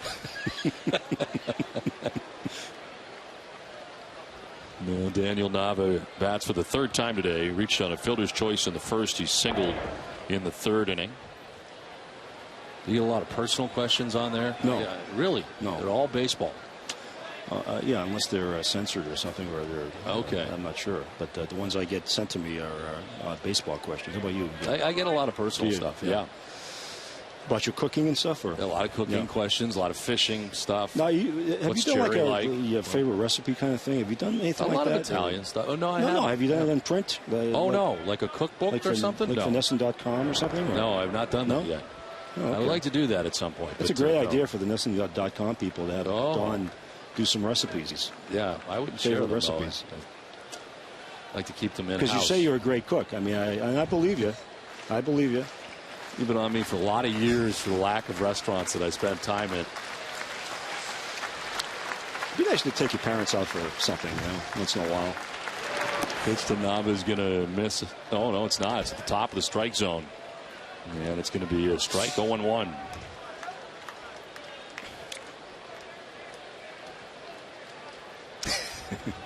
Well, Don, I know you. We talked about maybe me coming over for dinner. Yes, spring training. Spring training. Never happened. Never happened. I don't know what happened. Pitch out, nothing doing. Ellsbury back to the bag at first. Because I heard so much about your cooking and your grilling from you. Yeah. and it just never happened. It didn't happen. It didn't happen at all. Maybe next spring training. I was disappointed. You wait. I thought maybe you'd take me out to a restaurant or something, but that would require money. Yeah. Well, you got a better shot of dining in, I think. Okay. Maybe next spring. Okay, yeah. Looking forward to it. Spring of what? What year? 2017? When's your contract went out? Sooner than you think. Ellsbury at first base with a small lead over there. Now none as he gets back to the bag. And Hansen from the stretch. There goes Ellsbury. The pitch is going to be a ball that throws very high. Albar tried to deke Ellsbury into believing the ball went into center field. It didn't, and Ellsbury has his second theft of the day. Boy, Jacoby looks like a man on a mission. He's he's hitting well, and now he's after the one game, now he's running like he always has, and he beats these things by a mile too. He's just so fast, and obviously the groin's feeling much better. He's not worried about it. Third multi-steal game for Ellsbury. Against Tommy Hansen, base runners are 10 for 10, so you can get a jump on him. This is lined into right field for a base hit for Nava. Ellsbury's being waved around as it gets through Josh Hamilton in right. Second run in as Nava pulls it up at second base, and now it's a one-run game. Single, an RBI, and an error charged to Josh Hamilton out there in right. Well, there you go. Another strange Josh Hamilton moment. He's had a few this season. I mean, I think took his eye off the ball. I think he was trying to throw it before he actually had it. And, the Red Sox take advantage of it. Nava again always makes great contact. Just a smart hitter at the plate. So 2 down, and Nava, the tying run in scoring position now with Dustin Pedroia, who's had a good day already against Tommy Hansen. 2 for 2 is Pedroia.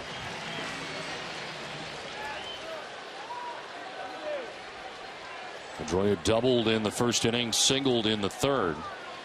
He joins Nava, who also has 2 hits today. Red Sox out hitting the Angels 6-4, but trailed by a run. And that's yanked in the dirt. Trying for third is Nava. He'll get there.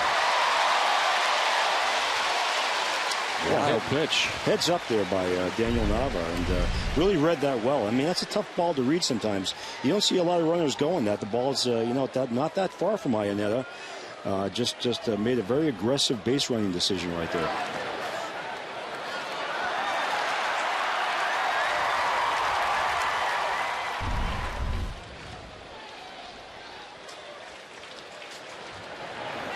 Well, Pedroia tried to hold up, but he did, according to first base umpire Clint Fagan. What was that flying thing we had in the booth? Just a moment ago. I think that was a large wasp that just went by.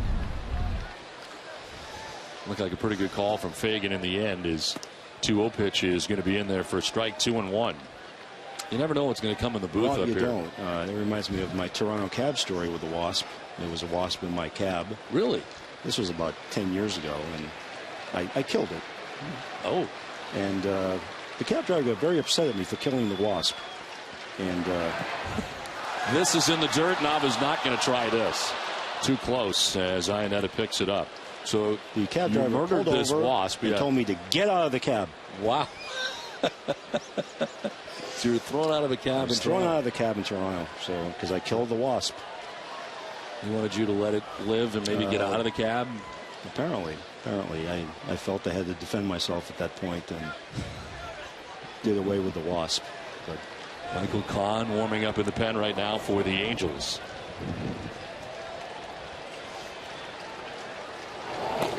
Pedroia trying to tie this game here in the bottom of the 4th inning. And he'll take the walk and head down to first base. That is the 4th free pass served up by Hansen in the 2nd of the inning.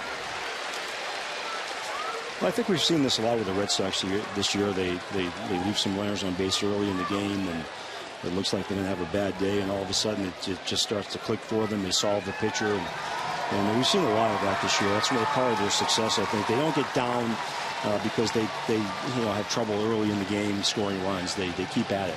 Mike Butcher, the pitching coach, out to talk to Tommy Hanson.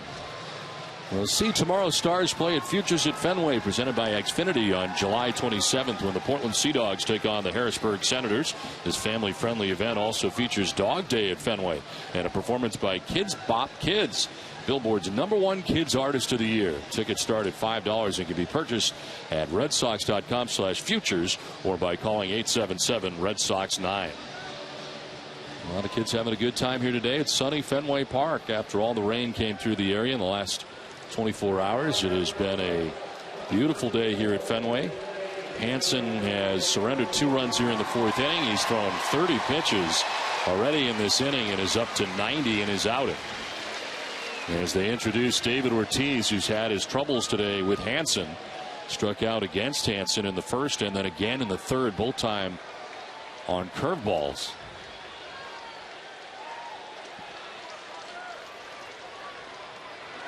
Ortiz will ground this into the shift. It is Hendrick, the second baseman, who throws him out and ends the inning. So Mike Karp got the inning started with his 5th home run of the year. The Red Sox gather a pair and trail by a run.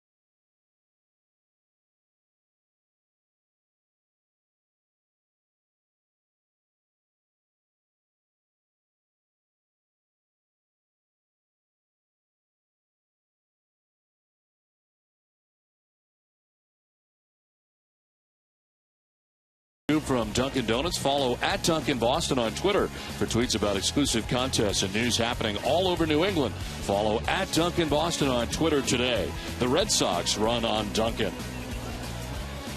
Now the Red Sox getting 2 runs back in the last half of the 4th inning. It is 3-2 now. The Angels have the lead over the Red Sox, and J.B. Shuck to lead it off here for the Angels. He struck out in the 2nd inning as Felix Dubron back on the hill. After he had a 1-2-3 4th inning, he's now retired 6 batters in a row, trying to settle in here in the middle innings. And this is down low with ball 1. Well, that's what he has to do. He has to come right, be very aggressive in these at bats, and not nibble. You know, he's got the lead now. You know, let's go right after these hitters and not get deep in the counts. And it's 2-0. Nice call. Everybody thinks they can do this. Boy, go for it. 2-0 pitches down and away. It is 3-0. Yeah, this is what you fear. You know, you get the lead you come back a little bit like this, and then you know, you start nibbling again. Really need a shutdown inning here from Felix Dubron, but he falls behind here 3-0 to the first batter, number 9 man.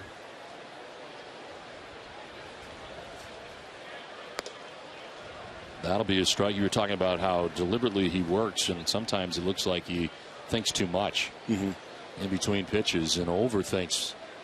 At times he gets into a good rhythm. As that is ball 4, and he's walked the leadoff hitter. Second walk given up by Dubron of his outing.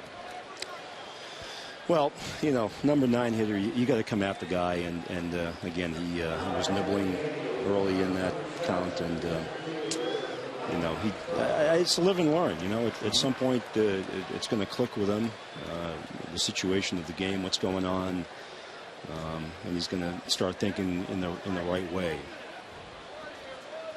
Now Mike Trout, the batter, as you get up top of the Angels order. Trout grounded out to short in the first inning, doubled, stole a base, and scored a run in the third inning.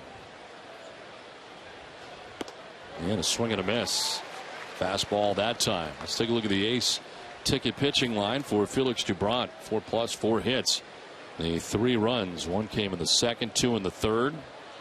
He has walked 2 and struck out 2. Up to 71 pitches for the lefty.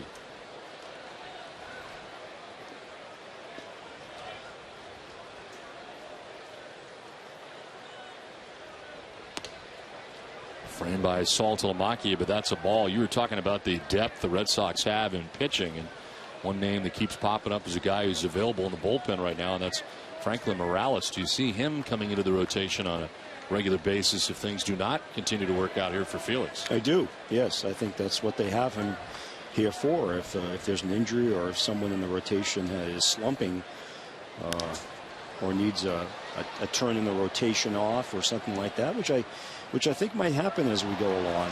What we saw with Clay Buchholz with the problem he had with the collarbone. You push him back a little bit. Get someone else in there, give someone else some work, etc. I think that will happen during the course of the year. John Lackey, will he need, maybe a turn off at some point down the road?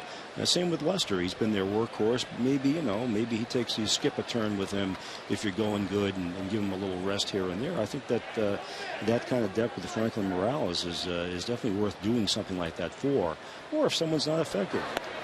1-2 pitch is going to miss barely.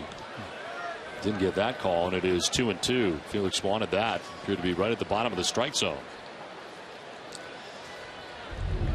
Let's see where this ended up.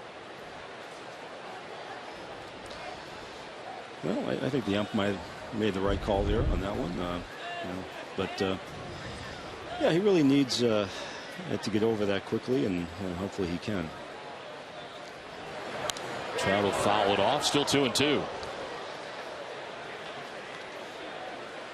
But the Red Sox did the smart thing. They stretched pitchers out. They stretched Seves out. They stretched Morales out in case they needed a veteran starter. They do have a couple of young guys, and Alan Webster and Ruby De La Rosa, who's being stretched out gradually at Pawtucket to the point where I think at some point he'll be up here, maybe even used in the bullpen if they have a bullpen injury.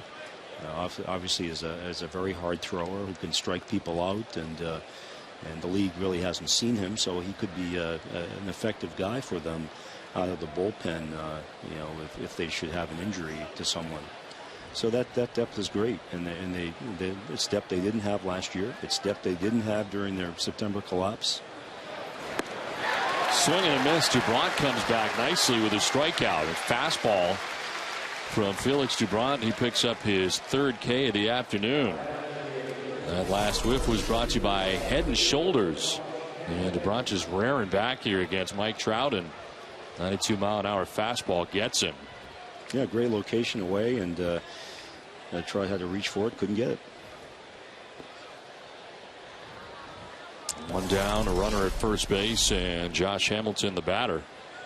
Hamilton has been on twice, a double and a walk. He also has a stolen base and had a miscue in right field that led to a Red Sox run. That's strike 1.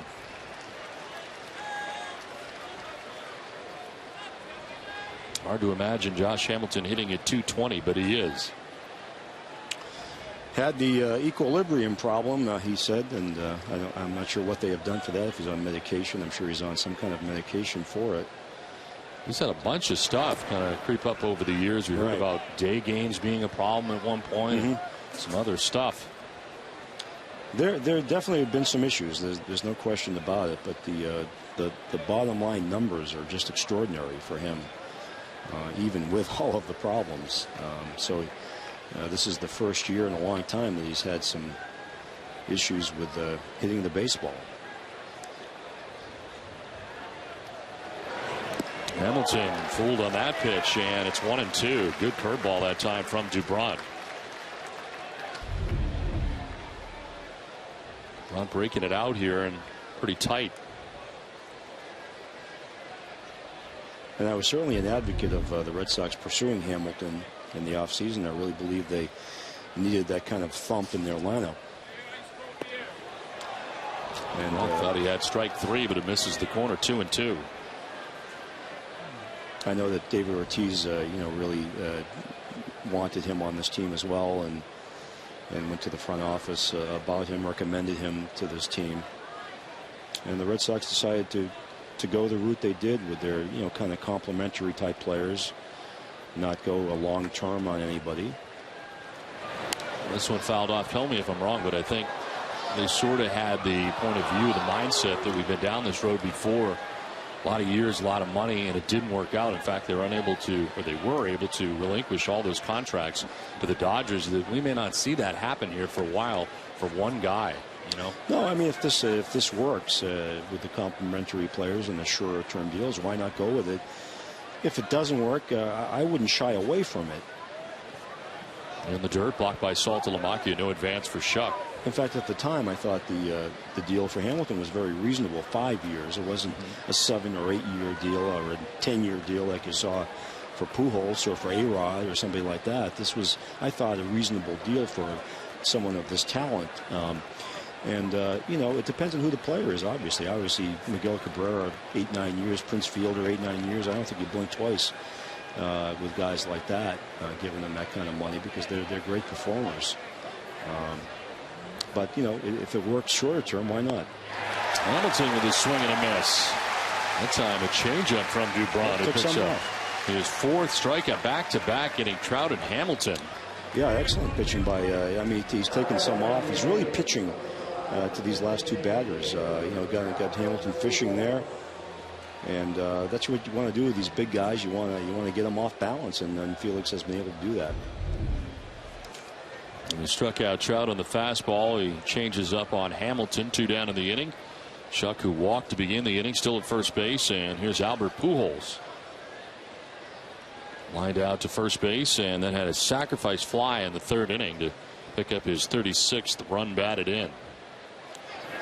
Now a liner to left field. That's in for a base hit. Back towards the corner. Carp head to go get it as Shuck is going to be stopped at third base. And a long single for Pujols, who stops at first, and it's 1st and 3rd with 2 down. Not for sure he'd be at second base, but that's how Carp runs it down. Pujols stops at first. Yeah, Pujols has some physical issues. You're not going to see him be overly aggressive on the bases, but certainly a nice piece of hitting there. He's such a great hitter. I think we forget in this couple of years of the Angels here, even last year when we thought he had a down year, when he hit 30 home runs. Yeah, that's a down year for Albert Pujols. It's a horrible year for but he can hit in his sleep, I'll tell you. If he gets physically okay at some point this year, he'll put up the same kind of numbers. As you said it before, you feel that the Angels are not out of this thing, despite the fact they are 10.5 games back and have 2 teams between them and the Oakland A's right now. I've just seen Social lead his teams back, before. He did it a couple years ago, too, when they looked like they were down and out and brought them back. I think he's capable of doing that. And then they have the talent to be able to do that. Well, we were talking about Franklin Morales, and now he is warming up in the pen. Red Sox today with the day-night doubleheader. And you have the 26th player today as part of the new Major League change in the day-night doubleheader. You have that option luxury. And today it appears that, just guessing that between games 1 and 2, they will activate Shane Victorino today. Right. That seems to be the move. And give Ellsbury the nightcap off. He's certainly Maybe you shouldn't give him the night off the way he's going. It's hot. But certainly coming off the groin injury, I'm sure he could do well not playing 2 games. But Victorino, very obviously an excellent center fielder. On the ground up the middle ranging is Pedroia with the shift on, and a nice play as he popped up and threw out Trumbo. Dubront works his way around a leadoff walk. Nifty play in the middle infield that time for Pedroia. It's 3-2.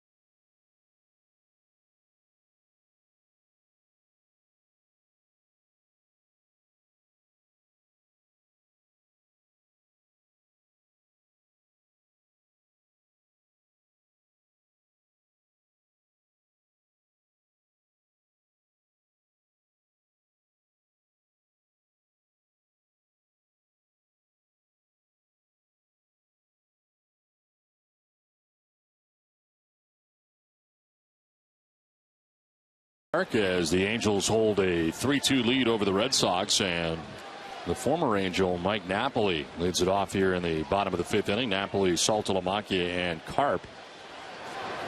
And of course, Mike Napoli was under the tutelage of Mike Scioscia along with Jeff Mathis. They were in a tandem for a while. And you're talking about Scioscia, of course, a great catcher in his own right in his major league career. It is kind of a tough position when you have that position. Yes. When your manager played there, I would think. Yeah, and definitely Jeff Mathis was the defensive catcher on that group, and so Mike was a little tough on Mike Napoli during that tenure. But I think Mike Napoli became a better catcher because of it. Definitely learned a lot about catching and defense, and really had to work at it. And he worked at it when he went to Texas too. I remember coming out here early one day, and the Rangers were doing catching drills, and Mike was working hard, and I thought Mike eventually learned to call a very good game. I think he was very smart behind the plate.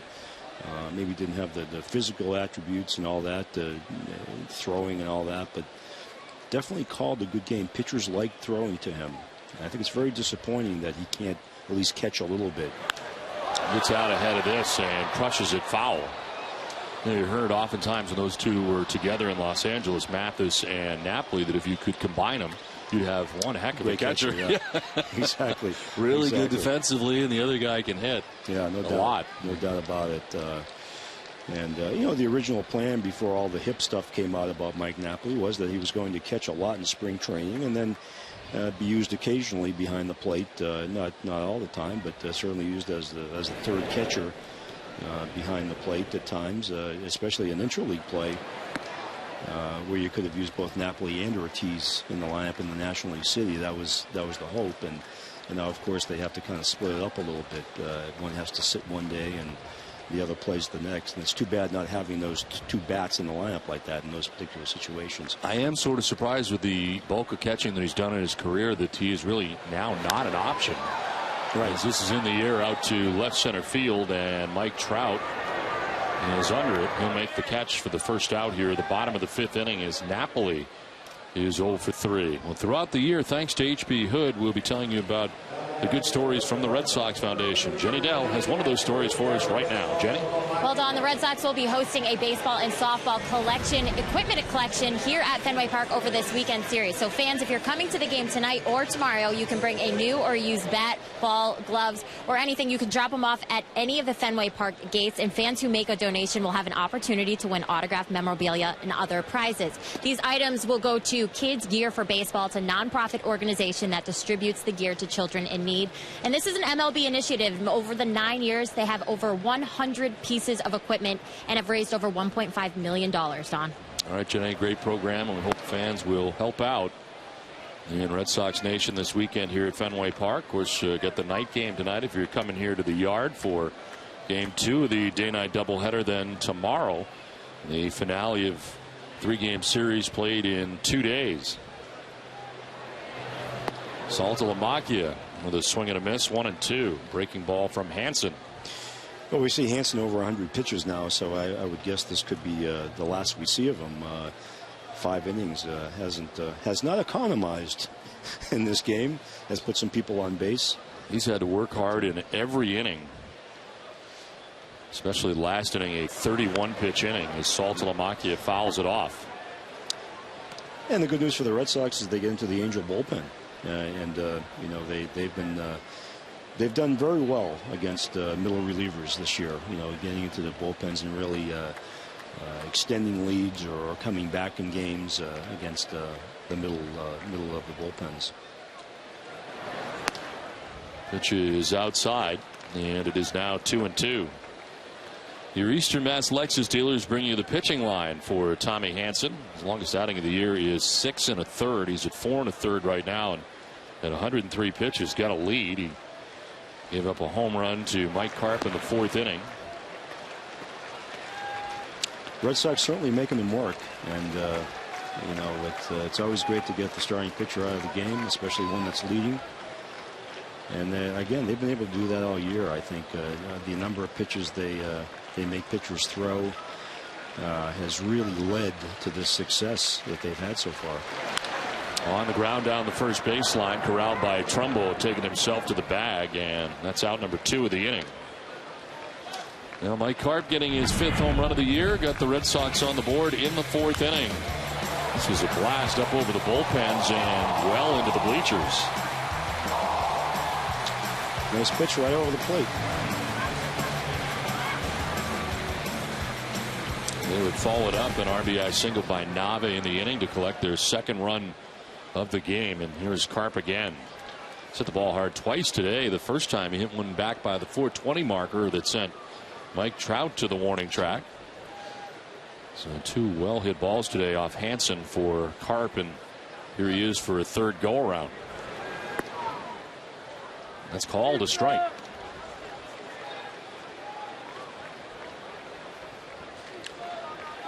Nice guy too, real nice guy. You know, really well spoken and very thoughtful. I know people are tired of hearing about it because it's been talked about so much since this group got together in spring training. But this is as likable a group, a team, a clubhouse in years here in Boston. I agree. Really. There's not one guy you can look at and say, oh, geez, don't want to talk to him, right? We've had a few of those over the years. We have had a few of those. You know, but no, you don't have that here. That's and even some of the ones that you know had tough years last year and were difficult have come around, and you know, they're all very personable. They're always there after games. And this is line just over the glove of Howie Kendrick and into right field. Mike Carp's having a day. That's a base hit to right with 2 down here in the 5th.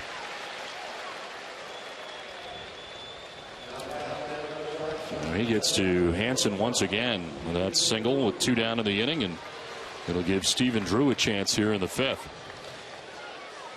Yeah, it's always hard when you change your philosophy on your team and you decide to go with character guys, and the big question you always have is that's terrific. It's great they're all nice guys, but can they play? Can they win? Can they win? Yeah, and I think we asked that question in the offseason. They're great guys, but can they win? And they've proven that they can. And a lot of us who make predictions had the Red Sox lower in this division at this point. I mean, we had them 4th or 5th, and I had them 4th, and they've proven me wrong. I thought they were, maybe a 83, 84 win team, and they look to be like a team that can win 90+ games now. So that's a big difference. And I think a lot of it's because of they do bond very well together. They've come together very quickly as a unit. A lot of new players on this team, but they've all kind of blended in nicely. And obviously the success of the 1-2 starters in the rotation are the biggest reason of all, probably. But the lineup has come together nicely. This one fouled off to the left. Kind of surprised to hear you talk about chemistry. As long as I've known you, you've always felt chemistry is overrated. I always did, yeah. No, really. I'm kind of, I was here when Dan Duquette was here, and Dan always thought chemistry was a little bit overrated too. Because again, if you don't have the right players with talent, it doesn't really matter how nice they are. Good guys who lose, it doesn't work. Right. And we've seen the great teams of the Yankees and the Oakland A's of the past. That didn't have the great chemistry, and they won because they were so talented. So there's different ways to skin the cat, apparently, and there's other people who feel that winning adds to good chemistry. That was Dan Duquette's philosophy, that winning adds to the good chemistry, and that definitely happened. And the Red Sox made a great chemistry deal in 2004, with Dave Roberts and Orlando Cabrera and Doug Mankiewicz, who was a great guy, great defender, and that worked wonders for that team. That really did. They really changed things in the clubhouse in a better way, and that really worked. Dave Roberts is a sweetheart. We all know he was one of the best guys who ever played here, and had one of the biggest plays ever in Red Sox history. Cancer survivor and first base coach right now for the Padres. So the numbers for Hansen up to 113. Here is 114. And a swing and a miss as he strikes out Drew to end the inning. We're through 5 from Fenway. The Angels have a 3-2 lead. It's a great day to be a kid and be at Fenway.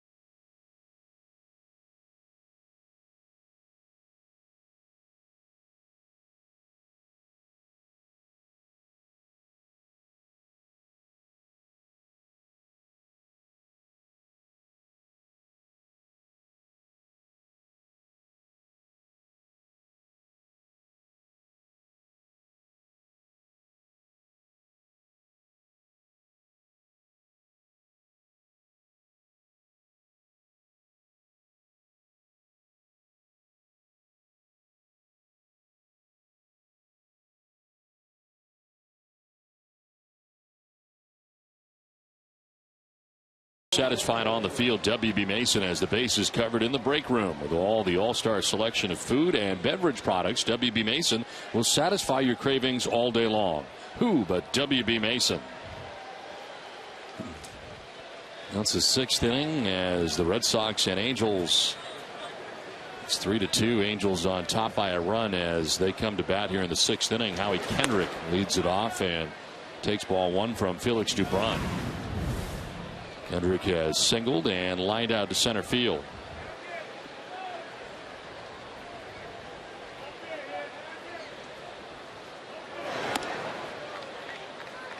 Last inning, Dubron walked the first batter that he faced in J.B. Shuck. Was able to work his way around it as he struck out Trout and Hamilton.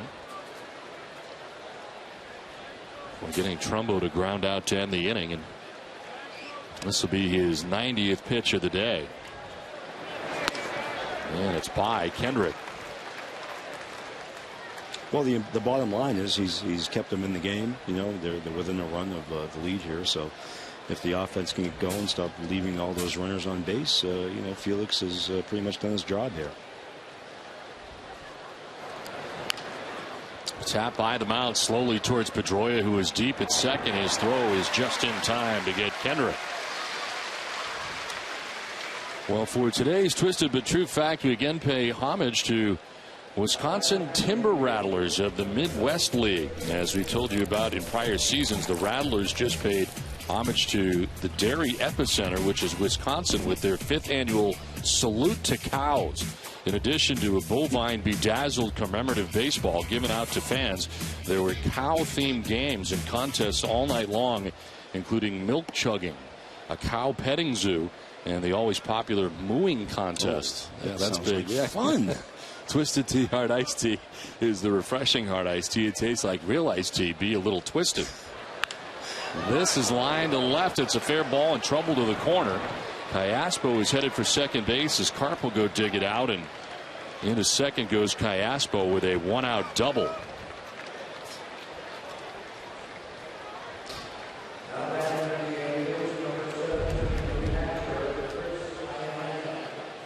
And was sharply stung there into the left field corner. Cayaspo had done nothing with Dubron up to this point, grounding out and striking out his first 2 at bats. There is Chris Iannetta.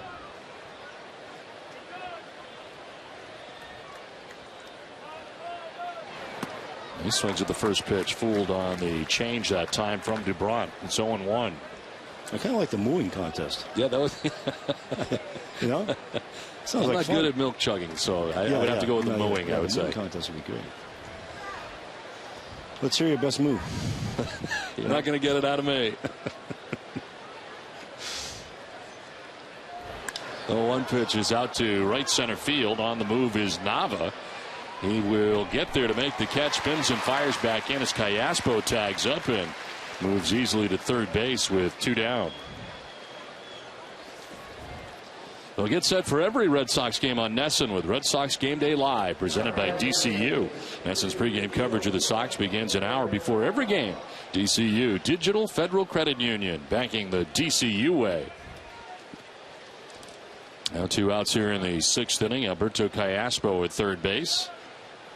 And Eric Ibar 1 for 2 with an RBI single in the 2nd inning. I bet you TC could do a good mooing. You think so? Because he went to school up in Vermont there, right? He must have been around a lot of cows. He did. Yeah. He also grew up in Maine. Right? Oh, yeah, So, yeah. Oh, yeah. He'd win it, hands down. Yeah. 2 down here in the inning with Eric Ibar standing in as the Angels trying to add on to this 1-run advantage. I'm sure he's happy I said that. Saltalamacchia pops up as if he was going to throw to third, but does not.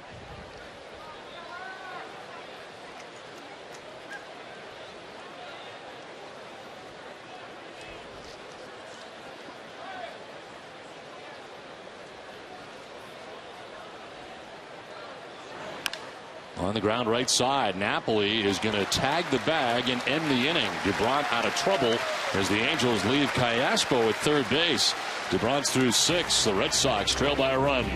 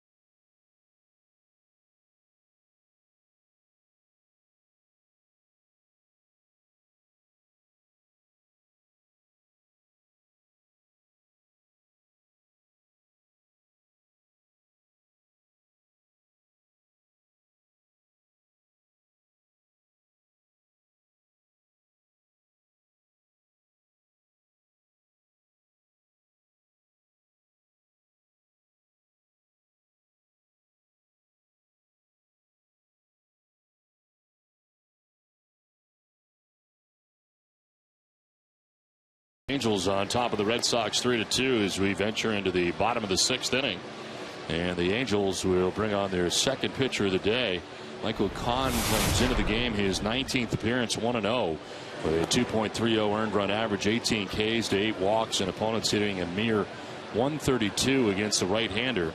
Been warming up the last couple of innings. He takes over for Tommy Hanson, who today threw 114 pitches in the first 5 innings, making him eligible for a victory today. He's a pitcher of record anyway right now.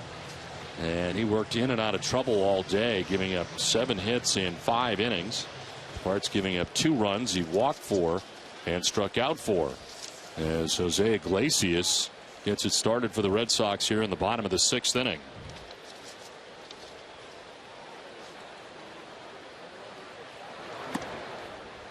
Iglesias has fly to right and popped out to shortstop. He's 0 for 2.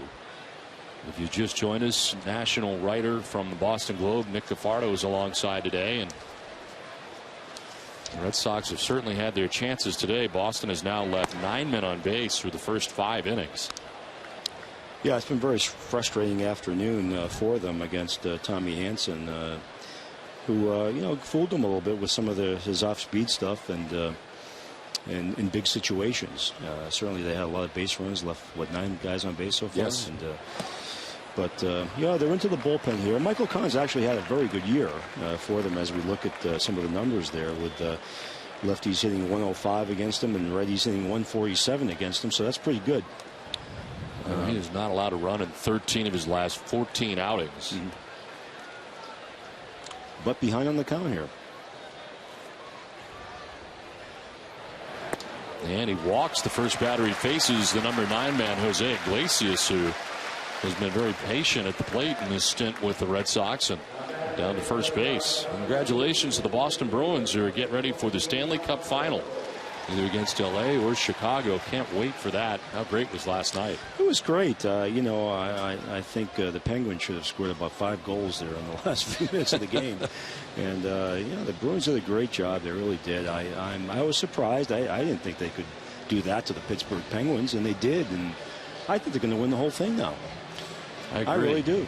We were visiting before the game with John Henry, principal owner of the Boston Red Sox, who was there last night, and talking about that atmosphere and how great it was to be there. I only watched it on TV, but it was terrific, and it has been this entire postseason for the Bruins. The crowd was really into it. In the last period, they're just screaming and standing and they're really, really into it. If you're a player and you're hearing that, you have to be hearing it. First of all, I don't buy this tune it out thing. I don't know how you can too locked in. I don't know how you can tune that out. I think those fans did a great service to those players last night, and they came through as a tight game all the way. And I'm not a huge hockey fan, but I've really enjoyed the playoffs. The Blackhawks can wrap up their series tonight, as this pitch is going to miss for ball 1 to Jacoby Ellsbury, who's been on twice today. A single in the first, a walk in the fourth. He has 2 stolen bases today. And he bats with Iglesias at first and nobody out. And Scott Downs, a left-hander, up in the pen. He's got some tough numbers against the Red Sox, whether it be in an Angels uniform or a Blue Jays uniform, and that's in there for a strike.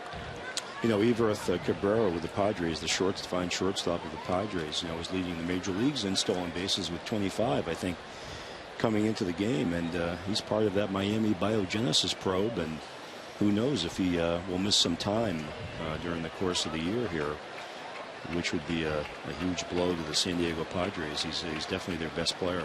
I have a few questions for you on that, which I knew we would get into at some point. This is a ground ball right side. Trumbo goes to second for 1. That's all they're going to get. Going in hard at second base was Iglesias. And they get the lead runner in Iglesias for the first out of the inning as Ellsbury reaches at first. We get a look at it here as Trumbo clears the runner and makes the throw, but trying to get out of the way that time was Ibar with nice Iglesias right on him. Nice slide. Is this the last, and it's a question you had, I know also, is this the last of the big things you think are going to come out in regards to PEDs in Major League Baseball? I mean, how long is this going to go on? My gut feeling is that, and a lot of people look at this very negatively. I look at it very positively. I think this might be the last biggie because these players, when you talk to them about it, they want these guys caught. They want this to end. They want this nonsense to be over with. Line to right for Nava. Another solid single for him, and he's aboard for the third time with a base hit today. And so I think, the more of these scandals we have, and in this particular case, the timing is coincidental with the enhanced testing for testosterone and the HGH testing. The guys named in this thing were all tested under the old testing. The testing is improved starting this year. The testing was really improved, and I really believe it's going to be much harder for these guys to get away with it. I know that they all think they can, and maybe a lot of them do, but I think it's going to turn the other way. I think it's very tough to get away with it now. And obviously some of these guys are repeat offenders, which makes it even worse. Yeah, and you're talking about some big names. MLB's going to go after the 100-game suspensions, I'm sure, for A-Rod and Ryan Braun and people like that. And I'm sure the Yankees would welcome a 100-game suspension for A-Rod, given how much money they're paying him. Players do not get paid during suspensions, and it's just crazy. I just don't know why some of these guys need to do what they do. Ryan Braun is such a talented guy. Why is he involved with this? Why is A-Rod involved with it? These guys are great players, great talents. I just don't understand it. And we saw that Melky Cabrera got suspended and caught after a couple of good years, and he may be caught again. Now they can be tested for HGH in spring training because that is a blood test, correct? Are they now checked during the regular season? Yes, they as well? are. Yeah, they're tested all year now, so they can't get away with it now. They can get away with it. They could get away with it last year when it was just spring training. Now it's in season and in postseason. This is sharply hit, but picked nicely by Ibar. They'll turn it into a double play and end the inning. That ball exploded on Ibar at shortstop. Pedroia is gone. So is Nava. 3-2 Angels.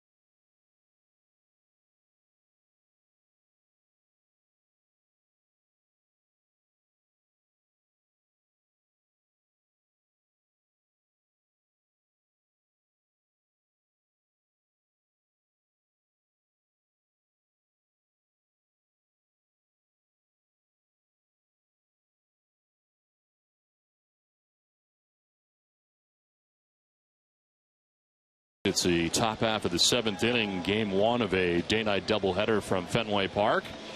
And a new pitcher on for the Red Sox as Felix Dubron gives him 6 today. He departs here on the hook as he gave up 3 runs in his 6 innings. And Franklin Morales, the new Boston pitcher.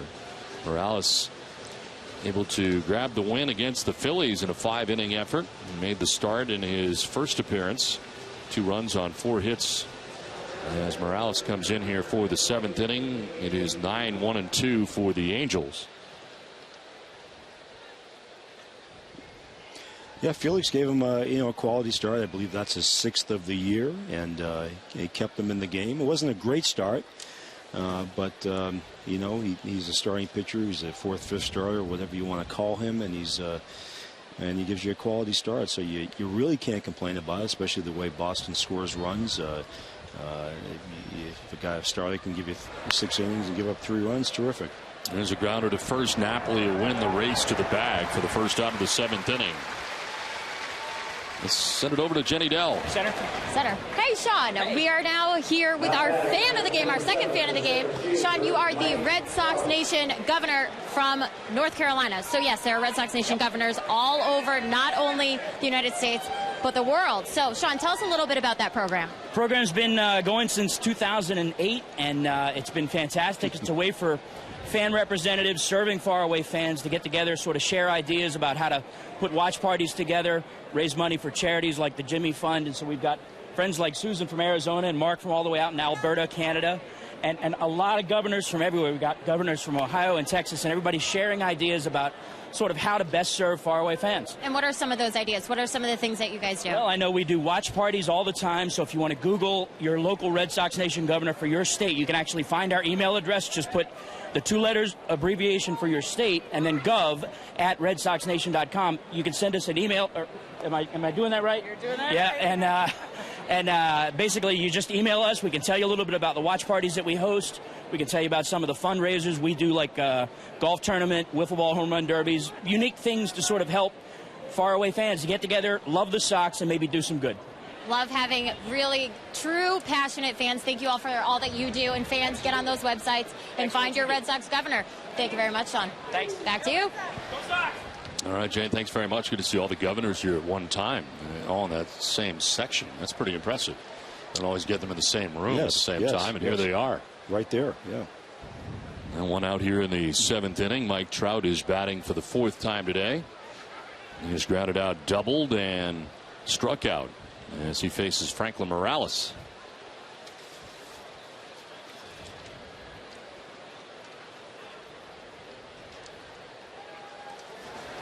This is driven to deep left field. Back goes Karp looking up, and it is high off the wall.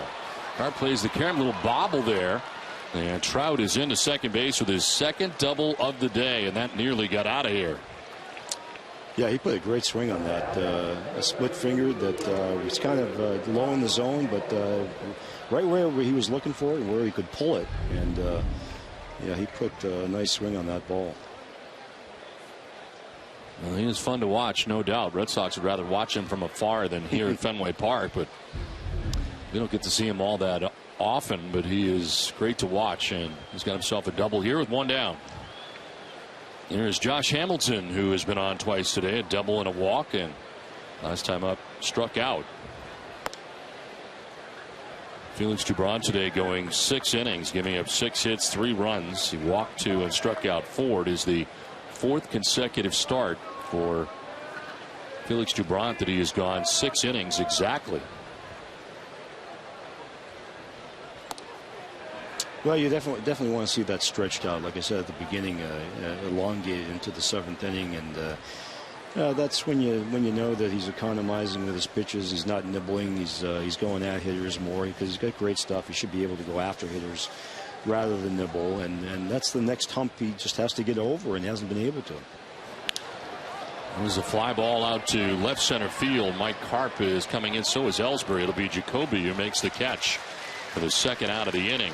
As Karp looked to his left and saw that Ellsbury was there. 2 down. They'll stay with NESN after the game for WB Mason Extra Innings Live. TC and Tim Wakefield will break down all the action. Jenny will take us into the clubhouse for reaction from the players today. WB Mason Extra Innings Live. You can't go wrong when you buy right. WB Mason. 2 down in the inning, and Mike Trout in scoring position at second base. Right field roof deck, a great place to watch a game. Albert Pujols is 1 for 2 today with a sac fly.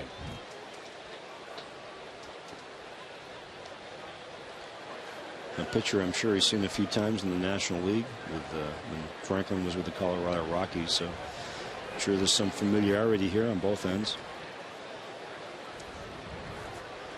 And I'm sure Franklin saw the very good Albert Pujols. Yes, with the Cardinals. Right. They're moving around in the middle infield is Trout. They're going to walk him. They will put him on. Yeah, that's a smart move.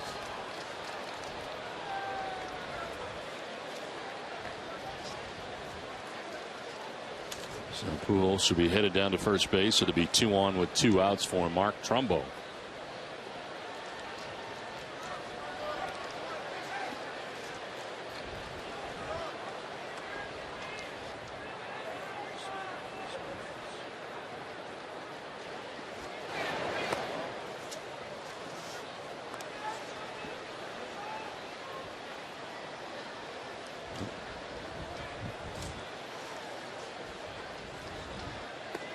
The walk is complete and Pujols down to first base.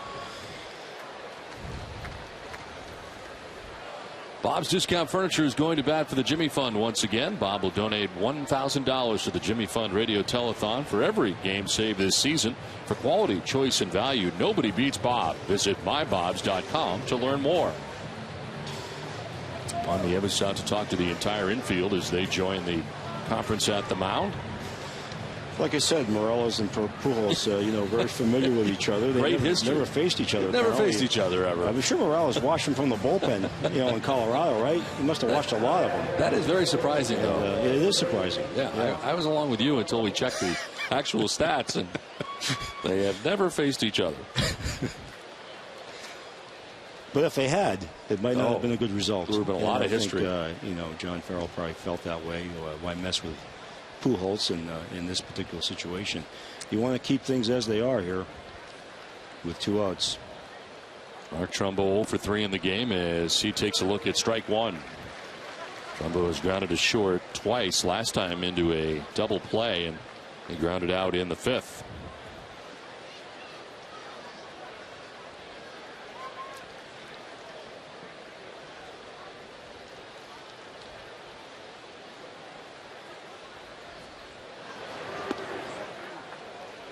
Too far inside, 1-1.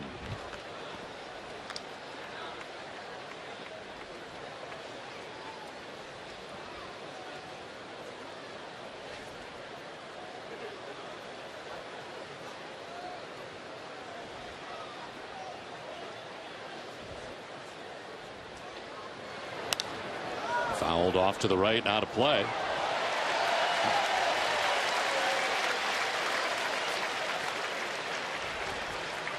Some ominous clouds off to the left. Hopefully they stay to the left. Maybe the monster will eat them up. They're moving central, though. You noticed. Center fielder Jacoby Ellsbury over towards right center for Trumbo to go the other way. He's had no success against Morales in 2 at-bats. Here's a base hit down the line at first into right field. Around from second comes Trout. Albert Pujols will stop at third. It's a double and a run batted in from Mark Trumbo. And the Angels up their lead to 4-2. Well, that's the unexpected. You never think Mark Trumbo is going to put one down there, the right field line like that. Unfortunate. Almost like a late swing there, and he just pokes it around the bag at first. And it's second and third now, 2 down. Certainly expands the lead late in the game here, and that's not what you wanted. I think they made the right strategy walking Pujols in that situation. They're looking to add on here with Howie Kendrick with 2 in scoring position as he takes ball 1.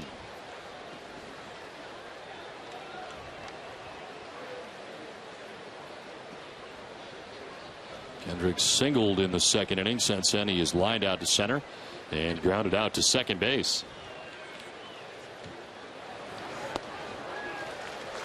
Ball and a strike now to Kendrick.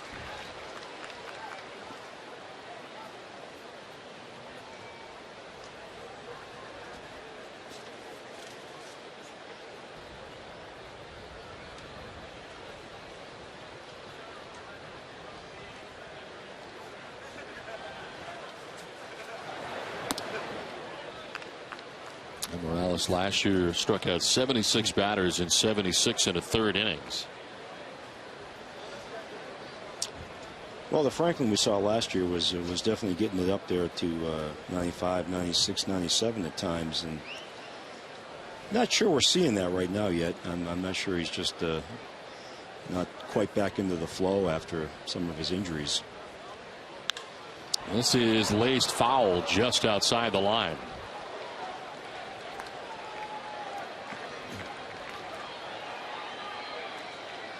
And Morales missing the last 37 games of last year due to injury.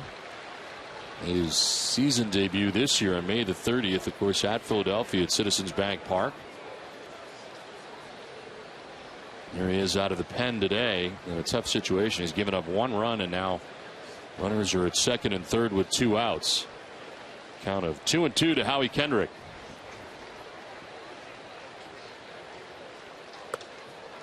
Up and away, ball 3. Yeah, he's throwing that fastball 92, 93, and for Franklin to be real effective, he's got to be in the mid-90s along with his other stuff. And again, I just don't know if he's just easing his way back into it, and maybe that's the case. I'm sure it's been difficult, stretched out as a starter, now back as a reliever.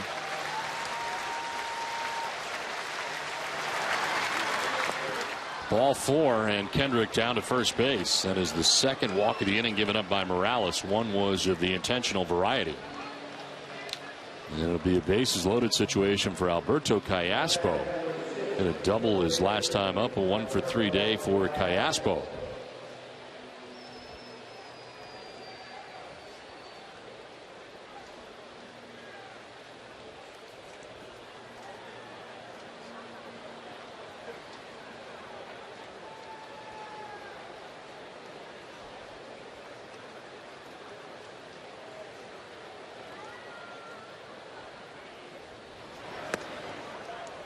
Inside for ball 1.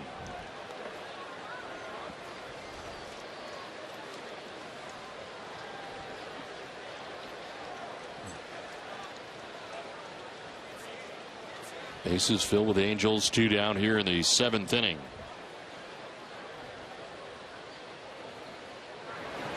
And that's in the dirt, scooped nicely by Saltalamacchia, but it's ball 2, 2-0. And Salty's going to make a trip to the mound. Yeah, definitely having some fastball command issues, as well as the velocity being a little bit lower than I'm used to. I always thought last year he was 95, 96, even as a starting pitcher. It's been tough. I mean, throughout his career, you just don't know, is he a starter or is he a reliever? He was a reliever for a long time in Colorado, but started out as a starter in Colorado. And then Bobby Valentine really thought he was a starting pitcher last year, and did very well for him. Throw to first, and back to the bag is Kendrick. A prearranged play. Apparently, as Napoli got over there, almost threw it away. Did Morales? It was almost very costly.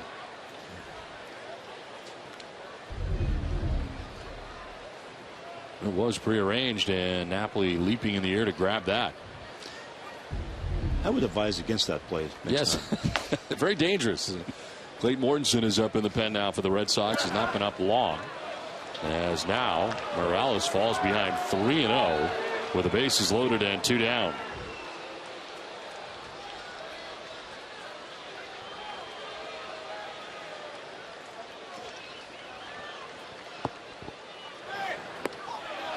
That's ball 4, and another run for the Angels as they go on top 5-2. Morales has walked 3 in the inning, and this one drives in a run. So an RBI for Callaspo and a 5-2 Angels lead. They'll swing for the fences with the new Home Run Derby mobile game from MLB.com. It's available for both the iPhone and iPad. Download it for free today. Bases reloaded for the Angels, and it brings up Chris Iannetta. In the dirt for ball one. And Morales can't get the curveball over either. No, can't get anything over. It's I don't know if Clayton Morrison's just not ready or no. Looks like they'll have to stick with Morales for a bit here. Falls behind 2-0. Napoli in from first base as Juan Nieves checking on Mortensen. As things are unraveling here for Franklin Morales. 28 pitches, 19 balls right now for Morales. That's not good, Don. No, it is 32% strike ratio right now. Just figure that out? No, it's on the scoreboard in left center. Okay. 2-0 pitch is up high and inside, 3-0. I was paying attention to the pitcher. There is Trumbo at third base, Kendrick at second base, Callaspo is at first base with 2 outs here in the top half of the 7th. And that is ball 4. Another run walked in. 6-2. The Angels have the lead. John Farrell is now out of the dugout. 4 walks in the inning allowed by Franklin Morales. 1 was of the intentional variety. But the Angels have scored 3 times in the inning and have taken a 6-2 lead as Morales departs.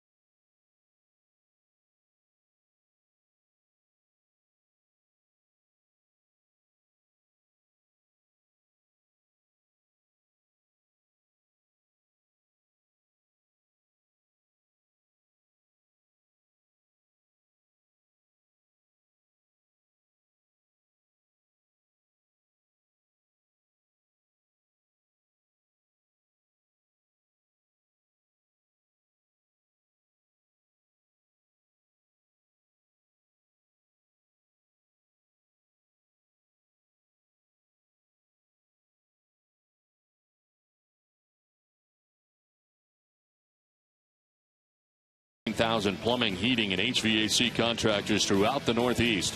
Visit fwweb.com for more about this proud sponsor of the Boston Red Sox. We are in the midst of the top half of the 7th inning, and the Angels have tacked on 3 runs so far. They've been charged to Franklin Morales, who now has a new career high in relief walks. This call to the bullpen brought to you on Nesson by New England Ford dealers. And Clayton Mortensen into the game for the Red Sox. Struck out first 2 batters he faced on Tuesday night, but then allowed 2 runs on 4 hits in 2/3 of an inning against the Rangers. It is his 23rd appearance. 1 and 2 with a 5.53 earned run average now for Mortensen. Opponent sitting at 252 against him. Walks have been a problem. As Kendrick is at third, Callaspo at second, and at first base with 2 down and a first pitch ball. to Eric Ibar. Yeah, an unfortunate set of circumstances here with the Red Sox not being able to capitalize on some of their opportunities early in the game. And then Franklin Morales, a guy that they had hoped would really give them a boost in the bullpen, just couldn't find the plate today. And you talk about the chances they had, and the Red Sox have left a total of 10 men on base through the first 6 innings, but runners at second and third in the first and third in the second, first and second with nobody out in the 3rd inning. They did get to Hansen for 2 runs in the 4th. And then back at it in the 6th inning. They had 2 on when Pedroia grounded into the inning-ending double play. That is a strike, and it's 2-1. Kind of a mock cheer coming up here. That's the first strike in the last 13 pitches. Thus the mock cheer, I guess. That'll get you a mock cheer.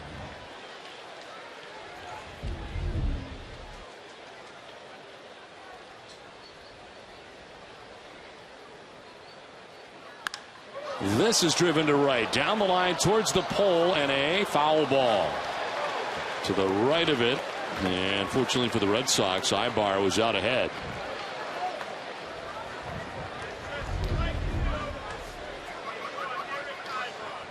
That was pretty close. Very close. Very close.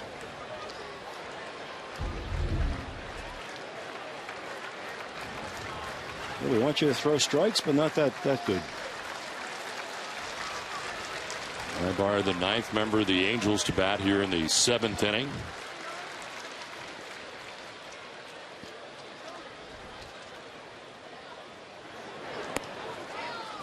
And there's ball 3, full count.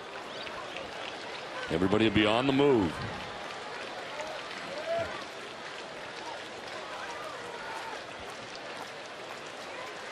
Kendrick at 3rd, Callaspo at 2nd, Iannetta at 1st. 2 down here in the 7th.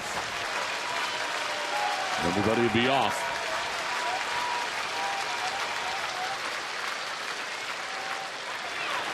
Ibar up the middle, and it's Pedroia sprawling. He will throw to first late, and a run scores. The Angels get their 7th run on a ball back up the middle. Pedroia knocks it down and then tries to get Ibar. Can't. It's an infield hit, and it's a 7-2 Angels lead. Very unfortunate, but Pedroia, another great play. Certainly saves an extra run there. Could have been 2 runs coming in there, and so at least that was the positive on that play anyway. So there's a 2nd hit, 2nd RBI of the day for Ibar.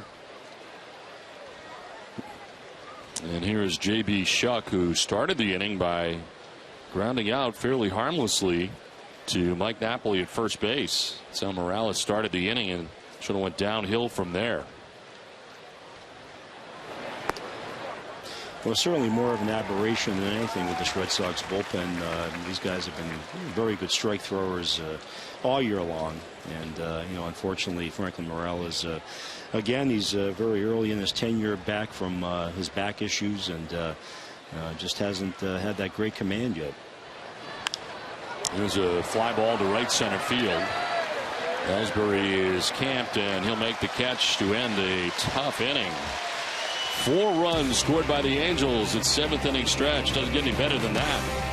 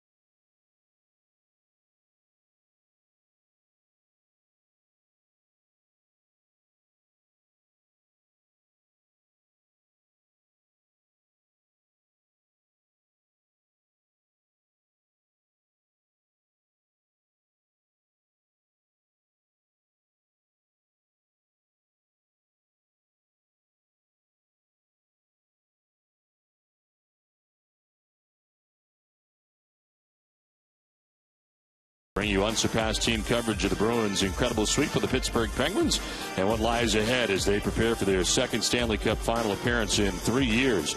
Also recap today's game here at Fenway against the Angels and bring you into the locker room for post-game reaction. All that and more on NESN Daily tonight at 10 on NESN. We play into the bottom of the 7th inning, a tough top of the 7th inning for Red Sox pitching as the Angels tack on 4 runs. It was just a 1-run game going into last inning, and the complexion of this one has changed as the Angels bring on their 3rd pitcher of the day, Scott Downs. His 25th appearance, 0-2, but a 2.16 earned run average. Opponent's hitting at 258 against him. Mentioned earlier that he's got some tough numbers against the Red Sox in 36 career appearances and 2 starts against Boston. He's 1-3 with a 4.57 earned run average. He's given up 21 earned runs in 41 1/3 against Boston. As he comes into this game with a 5-run lead. Yeah, he's had a strange career. You know, the Angels brought him in originally to be their closer. Got hurt and, you know, has been kind of a bullpen piece for them. Again, not having a bad year this year, but hasn't really lived up to the expectations that team had for them when they originally signed him. Ortiz 0 for 3 today, and this one is going to miss for ball 1. Of course, Light brings us today's cold hard facts. Big Papi's home run on Thursday was the 19th walk-off hit of his major league career. David added to his lead among active players in this department as Miguel Tejada and Albert Pujols are tied for 2nd with 15 apiece. Now David grounds one that is foul down the first base line. All of his at-bats today were against the starter Tommy Hanson, who struck him out twice and then got him to ground out into the shift. Yeah, he had a lot of success versus David. Tommy Hanson did with the curveball slider. Kind of kept David off balance quite a bit.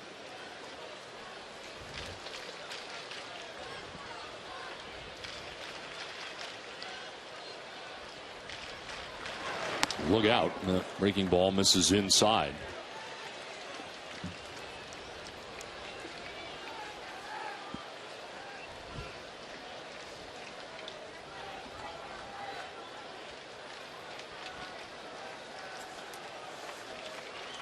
Downs is 37 years old, born in Louisville, Kentucky, now resides in Lexington, Kentucky. Beautiful town. Lexington or yes. Louisville? Lexington. Beautiful town. I've been to Louisville. I've not been to Lexington. A lot of horses. Fly ball opposite field, and Shuck has got room. He'll make the catch for the first out of the inning, and David 0 for 4 today. It's time now for a Toyota game break. Here's Tom Caron.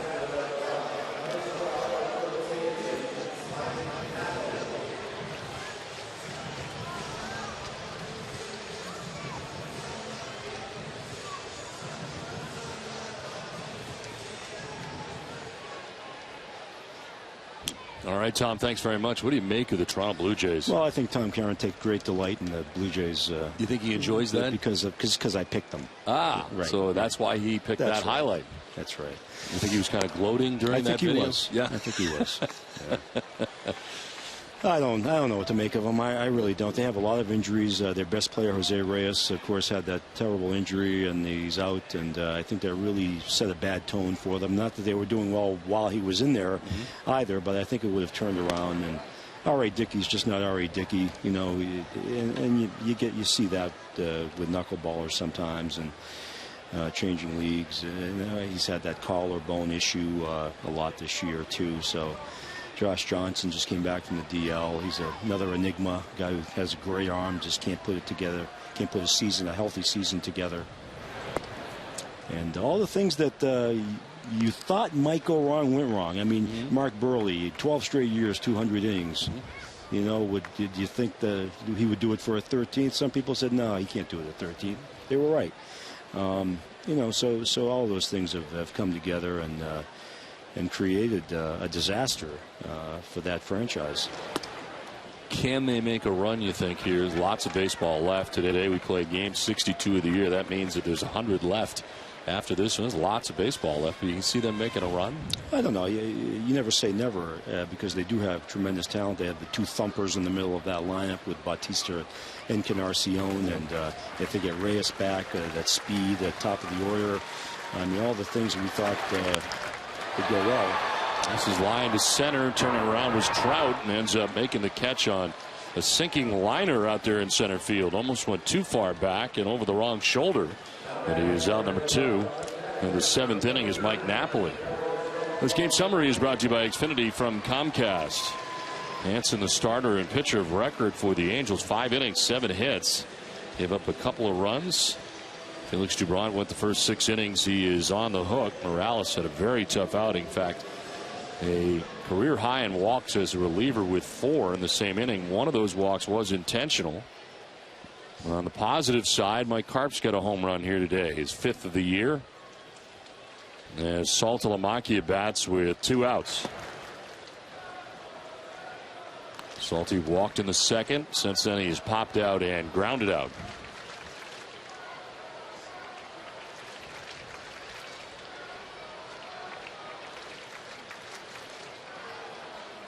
I know you're in the predictions business, but it really is tough. I wish I wasn't. It really, I mean, it is tough. I don't know how you do it. I don't. I don't do it well. Just take my predictions and reverse them, and you'll be all set. That's you know. Yeah. Well, I think health is always it really the biggest is. factor. And there's always a health issue in Toronto, ever since I can remember. You know, even John Farrell went through it last year. Turf cannot help. It can't help. And, you know, he lost, 3 starting pitchers in the matter of a few days, I think it was. And that derailed their season completely. And even when J.P. Ricciardi there, I always used to ask him, why do your pitchers get hurt? Is it something organizationally that you're doing wrong? And they could never come up with an answer to it. It just, there was nothing they thought they were doing wrong. And, of course, they've changed GMs to Alex Anthopoulos, and it's still happening. And I don't know what the answer is. It's just one of those bad luck situations that happens up there every single year, it seems. And how do you rectify that now? Do you blow it up after you've gotten rid of half your farm system for those guys, or do you stick with it? Saltalamacchia strikes out. He didn't think it was strike 3. Angels running off the field as Salty talks it over with Tim McClellan. John Farrell had to come out and break this up, but Salty is out, and that's the inning. A 1-2-3 7th inning, as it turns out here. It's 7-2 Angels.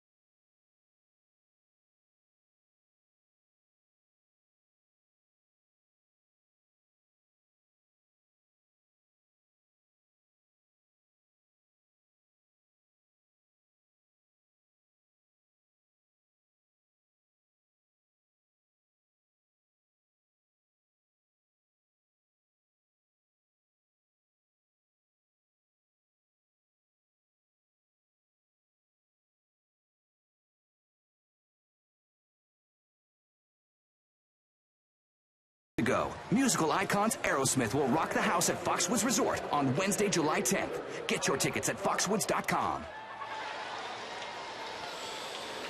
Well, it's on to the 8th inning back at Fenway Park. Angels have a 7-2 lead on top of the Red Sox by 5 runs.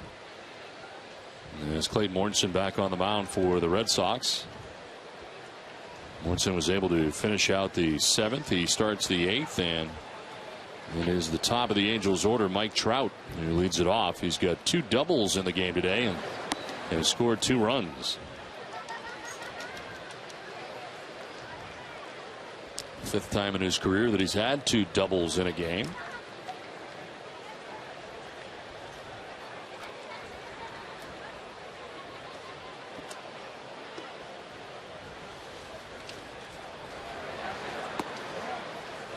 It's in there for a strike, and it is 0-2. You know, a lot of people ask, where do you go with Mike Trout as he gets older and not that he's an old man. But are you thinking about that already? do you keep him in the leadoff spot? He obviously has a little power, and you know, I think we hear some things about Jacoby Ellsbury every once in a while. But you know, at some point, maybe next year or the year after, the Angels might start thinking about doing something different. This is into right field, and he's got his 3rd hit of the day. Single to the opposite field this time. And it pulled the first 2 off the wall. This time it's a single to right field. Strong kid, you know, he's obviously strong, very fast, and you know, the complete player. So you know, I suppose you keep him in the leadoff spot as long as you can, but you know, at some point he becomes more of a middle of the order type hitter for you. And with the 3 hits today, he's now at an even .300 batting average. As here's Josh Hamilton. He doubled back in the 1st inning, since then a walk, a strikeout, and a flyout. A shift on the right side for him, and he grounds to the right side under the glove of Napoli, but they still can get it out as Mortensen covers. Napoli, who's been pretty sure-handed at first base, had a chance to start a double play there, but instead glanced off his glove, and fortunately Pedroia was behind him, and they do get the out at first. Well, at least good backup work there anyway. You know, you could have had 2, no doubt, but you know, they got the 1. But you know, the Angels today changed the lineup, and they got Hamilton up in the number 2 spot. They kind of moved everybody kind of up a little bit, and I'm not sure that was the reason for the success offensively today. But you know, certainly when you make a change like that and it works out, you probably feel good about the moves you made. 2 down in the inning. Trout at second base, and here's Albert Pujols. Twice today, singled in the 5th inning, and then was intentionally walked in the 7th. Had a sac fly to pick up his 36th RBI of the year.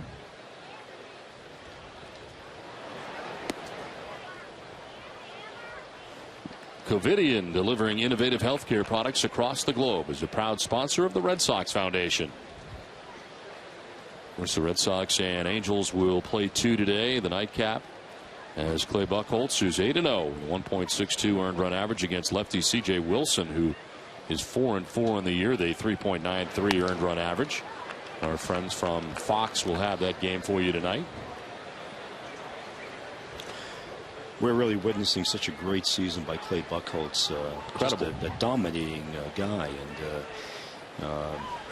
and the thing I hear the most about him is there's no real pattern for the hitter to really grasp onto, because he has so many effective pitches and he uses all of them. And he's really been outstanding. Well, Clayton Mortensen with his pitch. Slider that time, and a swing and a miss. Amica Insurance is the proud sponsor of the Amica Pitch Zone.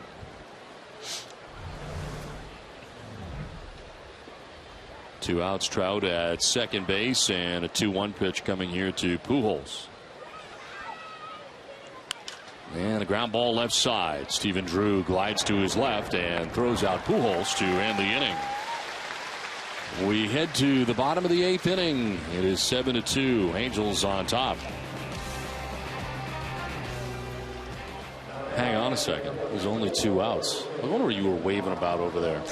Like, I was waving. What are you waving? I was saying no. No, he's at third base with 2 down. I heard music, and next thing you know, I'm going to break. Anytime you hear music, you go to break. Yeah, that seems to be the case. Yeah. Yes. I'm kind of watching the game. You're locked in. What am I doing? 2 outs here in the inning as Trout is at third base now, and Pujols is retired as Mark Trumbo. No, just furthering the discussion on Clay Buchholz. What we're seeing is an extraordinary thing, and I think, raised some eyebrows there earlier when he had a little collarbone thing, and they kept pushing him back. But it turned out to be the right decision, and you want your race out there to be as close to 100% as possible and continue this great run he's on. And luckily, it wasn't a big deal. No, it wasn't. It was quick. Yeah, it was quick, and he got right back out there and looked the same, and same dominating self. And it seems like if you ever see him give up more than a couple of runs, you'd be shocked, because he's just so locked in right now, and his confidence at an all-time high. All-time high. He's in the prime of his career, and everybody who watches him from other teams and other scouts just marvel at the command he has with 4+ pitches. And to my knowledge, he hasn't even thrown that split-fingered yet, and he's got, according to Juan Nieves, an outstanding one, and he hasn't even thrown it yet. Trumbo will take it, and it's a strike over the outside corner, 1-2. You mentioned Juan Nieves, who's done a very good job. I know people are quick to credit John Farrell just because of the success he's had here in the past, but Nieves has been terrific.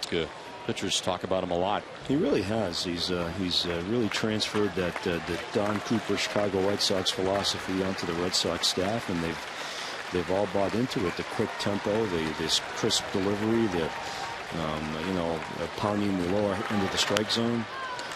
All of those things they preach, and they've really done it very well. And they seem to listen to him. He's a very thoughtful guy. He explains everything very, very nicely to the pitchers, in a way that they can really understand and relate to. It was a great move. I mean, he'd always been the kind of the assistant pitching coach, never really had the big job himself. And the Red Sox took a chance, and it was a great chance to take.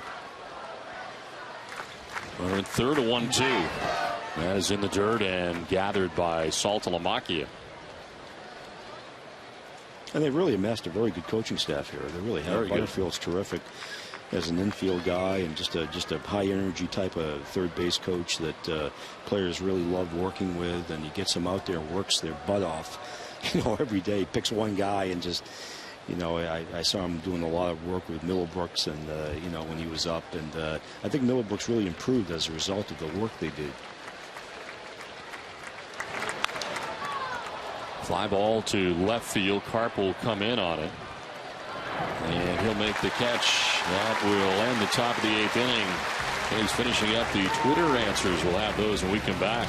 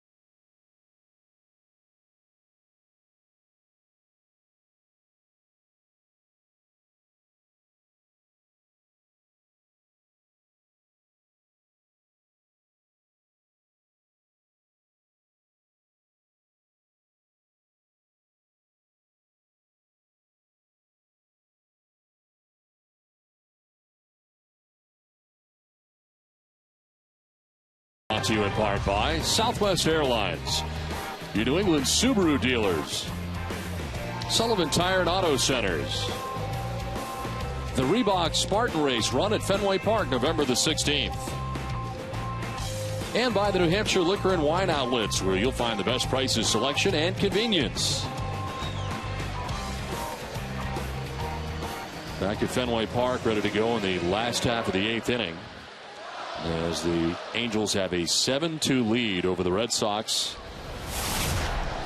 And it is Garrett Richards into the game for the Angels. His 23rd appearance. He is 2-3 with a 5.04 earned run average. Opponent's hitting at .257 against him. Well, the Angels had high hopes for Garrett Richards that he would be an effective starting pitcher for them, and back in the bullpen.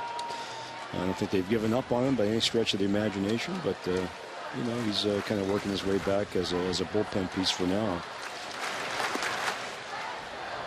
1-0 is in there for a strike to Richards, and pitched a perfect inning in his last outing, which was Wednesday against the Cubs. He's not allowed to run in 6 of his last 7 appearances.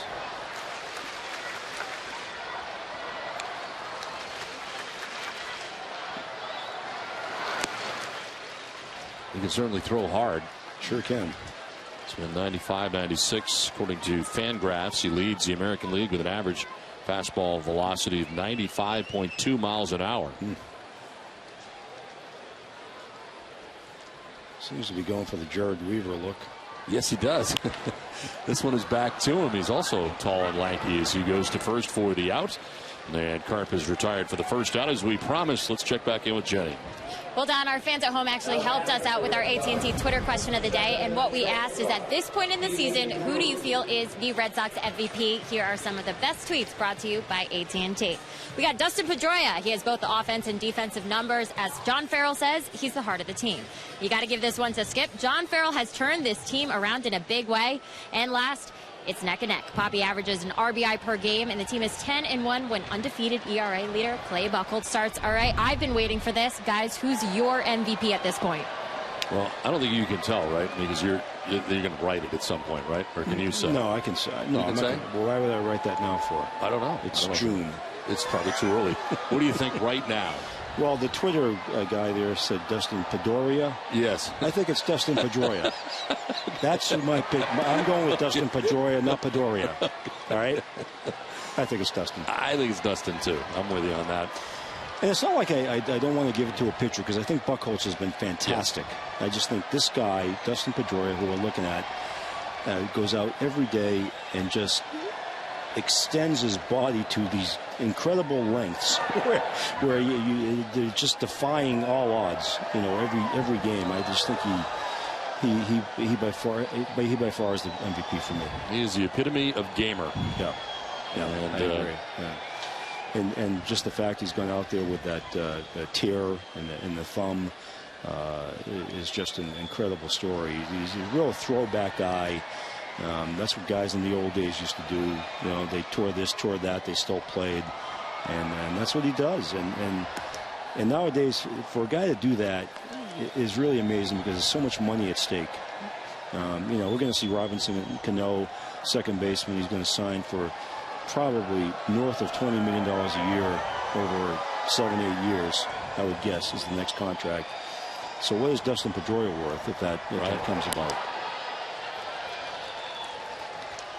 And I know they're different kind of players. You know, Cano gives you more power, etc. He's a terrific second baseman in his own right. But the intangible things that that Pedroia gives you, I've just never seen in a player before.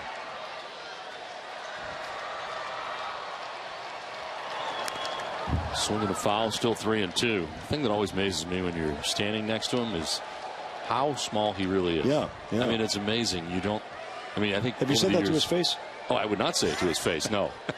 But he is, you know, he's not a big guy. No, he's not big at all. And it's amazing the bat speed he generates and all that. I always tell the story. I remember a few years ago, George Brett just saying this guy will never last. You know, he swings too hard. He's a little guy. He swings too long, And I saw George 3 months later after Dustin won the MVP. Oh, geez, was I wrong? He admitted he was wrong, and said, geez, I never expected that this guy would do this, but he's a special guy, and he admits that now. Well, Stephen Drew strikes out for the second out here in the 8th. Safeco Insurance lets us take a look at the road ahead for the Red Sox. Here's a look at the upcoming schedule. The Red Sox here taking on the Angels for one more tonight and one tomorrow. And then Tampa Bay, we will be St. Pete bound for Monday, Tuesday, and Wednesday. Then to Baltimore for 4. Off day on that Monday, and then host Tampa Bay for a day-night doubleheader, and then a single game, and right back out on the road again. So tough stretch coming up here, not only for the Red Sox as far as road games go, but they're playing all good teams coming up. They really are. It's a real test for them, and they've done a great job so far, starting with that Yankee series, going into Texas, and they haven't gotten to a good start here against the Angels, but they've held up very well so far this month, and if they can play a little bit of above 500 as they get into the Tampa Bays, the Baltimores, and Detroits, they'll be in a good position here in this division. 2 down here in the 8th inning. Jose Iglesias reached his last time up on a walk. Swings at the 1-1 and grounds it back up the middle and into center field. Second time he has been on. First hit of the day for Iglesias. Breaks up a string of 7 in a row, retired, and extends his hitting streak now to 11 games. That's pretty impressive. 11-game hitting streak for a guy you didn't think could hit in the major leagues. He's hitting in the major leagues, and he's hitting against pretty good pitchers. He's obviously a Yankee killer, so he gets some hits off Kuroda and Sabathia. So he's gotten hits off of very good pitchers. So I don't know. I suppose the sample size isn't quite there yet. Has to be convinced by his hitting, but not bad so far. Now Jacoby Ellsbury has been on 3 times today, has 1 hit. He has stolen 2 bases. Bats with 2 down and a runner at first here in the 8th.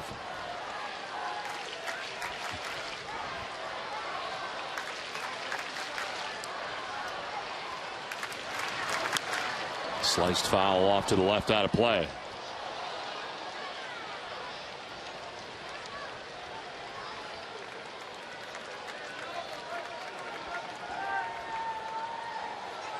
Yeah, it may have been catcher interference right there. So he will reach at first base. Hit the mask?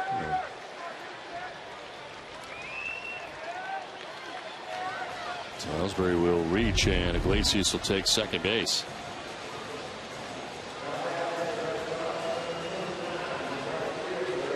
And the indication from Tim McClellan that he was interfered with.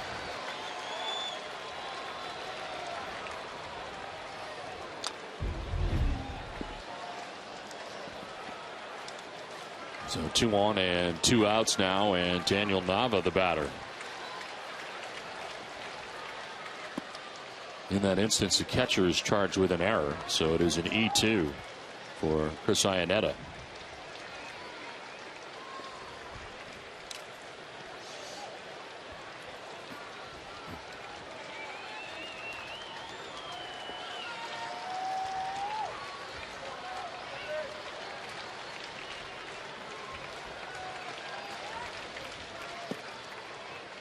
Down and in, 2-0. Richards got 2 quick outs, but a single and an interference call with the error to Chris Iannetta. Now the Red Sox have 2 on with 2 outs, and the catcher is headed out, as is the pitching coach Mike Butcher. We'll have a conversation with Derek Richards. I think the phrase "throw strikes" might be somewhere in that message right there. Beth Israel Deaconess Medical Center, the official hospital of the Boston Red Sox, invites you to join the walking club. Sign up today and get a cool wristband, plus everything you need to know to start a walking program for better health. Find out more at bidmc.org. 2 on, 2 down, and Nava in the box here as the Red Sox try to get some runs together here, trailing by 5 as they bat in the 8th. High balls down the left field line that'll make its way foul.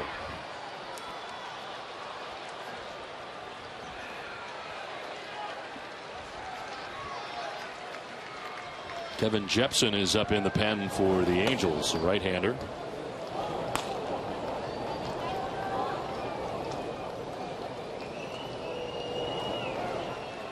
Ernesto Frieri is the closer for the Angels, who has 13 saves. Obviously, at the moment, not a save situation.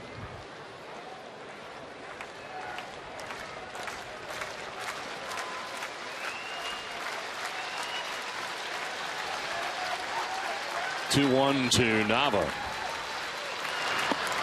And a swing and a miss. 2-2. A bluff from Iannetta. Grabs the attention at second base of Iglesias, who scampers back to the bag.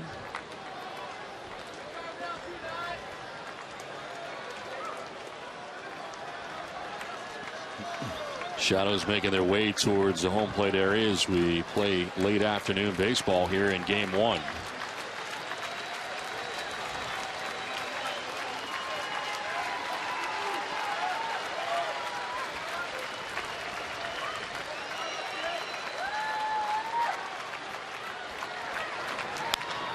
Chopped right side, and that'll get to Kendrick, who throws to first for the out that ends the inning. The Red Sox threaten but do not score. We head for the ninth. Still having fun at Fenway.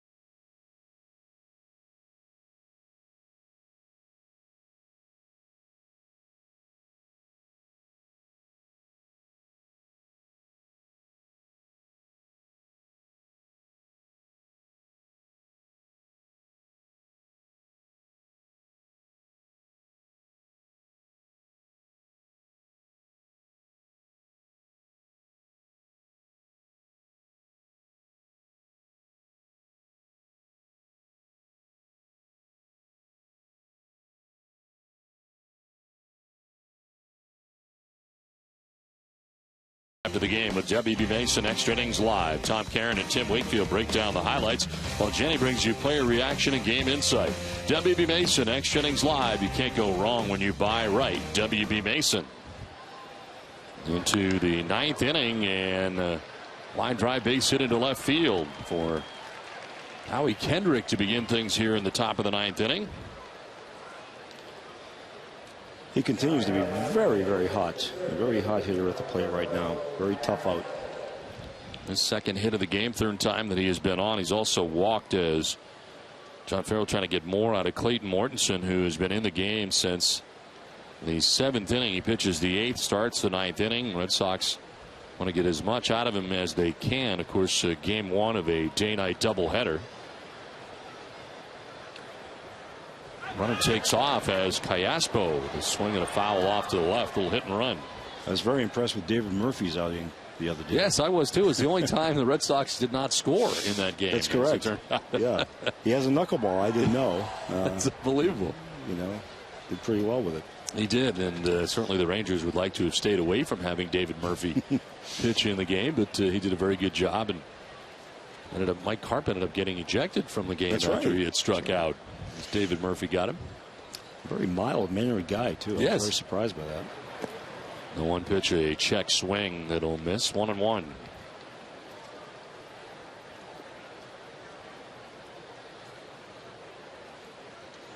Caspo's been on twice. He has doubled and singled.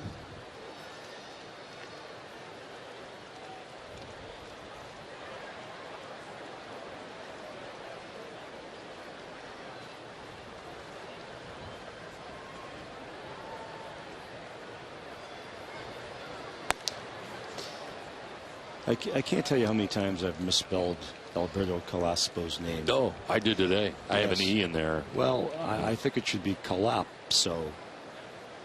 Collapse. Yeah. Oh, so you put the S after the P. Yes. Okay. Yes. I put an E in there where there's an A. Oh, really? Yes. See, now, I wouldn't do that because there's no E in the name. I know. Except for the first name. There's no reason for why I do it. I just do it. That's all. And if anybody looks back at the John Lester call of the no-hitter, he was new to the big leagues and came off the bench that night to pinch hit. I called him Calaspo. Oh, did you? He wasn't even Callaspo because who knew? Yeah. Who knew? This is to left, and it's in for a base hit. Back-to-back hits here for the Angels in the 9th inning. And Callaspo has his second hit. So 2 on, nobody out. And Chris Iannetta coming up as the Angels continue to hit here. Nobody warming up behind Mortensen. So this is his game to finish here as Iannetta 0 for 3 with a walk in the game. Yeah, as a writer, there are certain names you hate to see come about. Like when they obtain Saltalamacchia, I'm saying, oh my God, yes. But you eventually write it so many times it comes naturally to you. But now you have people helping you out though after you submit your stuff, right? I mean, somebody checks your stuff. Oh, and they need to, believe me.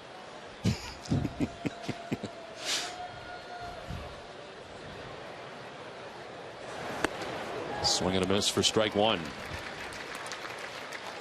I always have trouble with Mark Teixeira, because there's that EI thing. Yes. Yeah.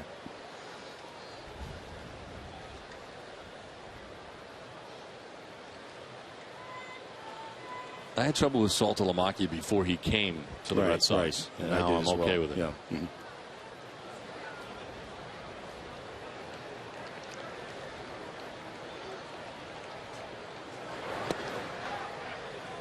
And he's Italian American as we are, and right. And so I think those names come naturally to us. I think.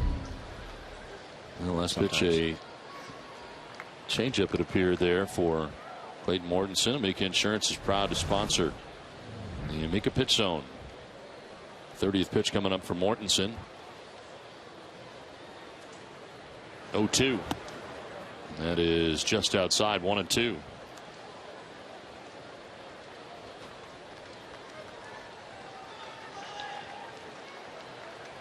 Kendrick at second base, Callaspo at first base, nobody out here in the top of the 9th inning. Angels on top by 5.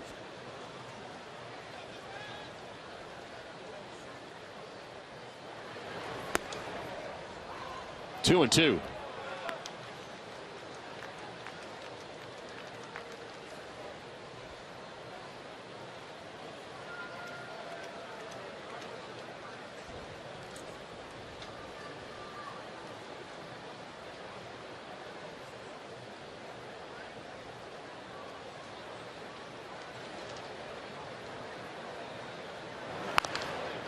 On the ground, foul, and we'll do it again. 2 and 2.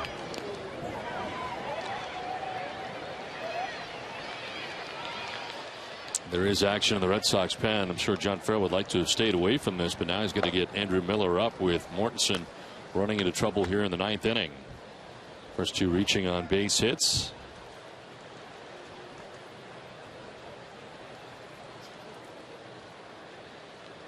To Iannetta. In the dirt, full count. Yeah, you're right, Don. You're hoping you can finish the game with Mortensen out there, and this is pretty much his role. If you look at all the relievers, this is you're behind in the game by 5 runs, and you just want him to finish out and preserve the rest of the bullpen. And I know the Red Sox really wanted to keep Mortensen on the team because he can do things like that. And it sort of came down to a choice between Alex Wilson and Mortensen last time around, and they decided to go in this direction for now. Yeah, no doubt. And Mortensen, of course, is out of options, and so that's another factor why they kept him to begin with. But they didn't want to lose him because they think he's a very effective guy in the role that they have him in.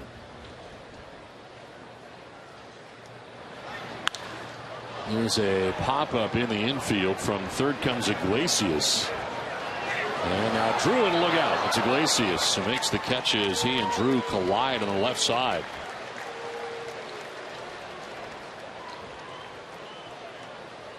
So Iannetta is retired. That's the first out of the 9th inning. Well, you just hate when those routine pop-ups don't end up being routine. No, at all. And that's what they work on that. Calling the ball, calling for the ball. And there comes John Farrell as he gets the word that Andrew Miller is ready to go on the pen. And he will make the change here as Miller's not been up for very long, but apparently ready with 1 out in the 9th inning. And runners at first and second. A pitching change from Fenway with the Angels on top 7-2.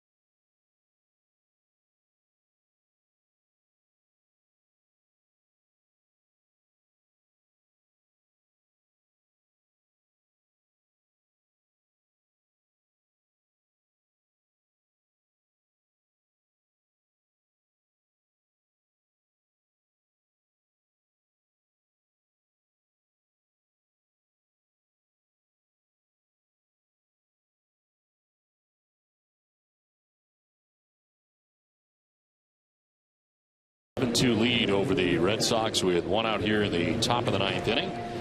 As the Red Sox will bring on their 4th pitcher of the game as Andrew Miller pressed into service here in the 9th inning. 27th appearance, 0-1 with a 3.20 earned run average. 35 strikeouts to 10 walks, and opponents hitting at .219 against Miller. I would hate to face him. Yes, especially if you're left-handed. Yeah, he's got nasty stuff, and he throws so hard, and it'd be a nightmare for a left-handed hitter. I know. There's always been that intrigue with him. Should he be a starting pitcher, and could he be Randy Johnson? And because he's got that body, that big Randy Johnson-like body, comes right at you. And wow. But I think they found the right niche for him. He's very good in this role.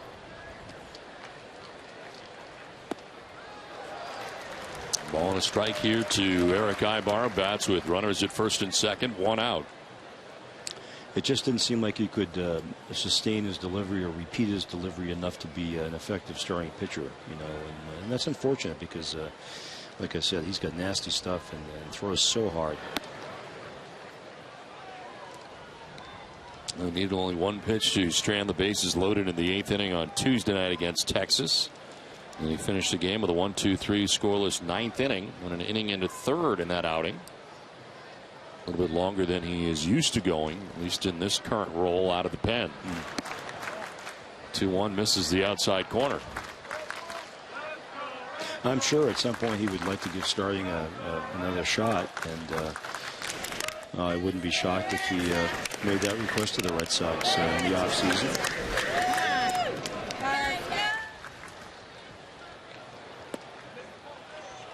Well, he walks first batter that he faces in Ibar.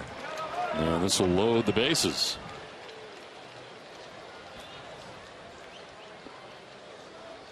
A total of 7 walks given up by Red Sox pitching, and most of them have come late in this game.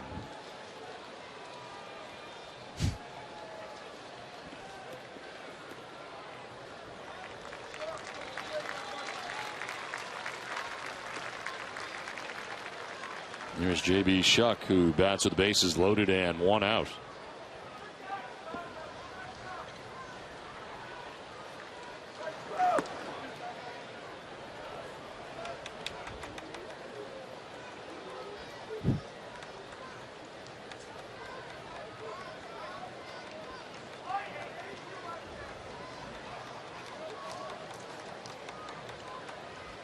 Mortensen responsible for the runners at 2nd and 3rd as a 95-mile-an-hour fastball is carved foul by Shuck.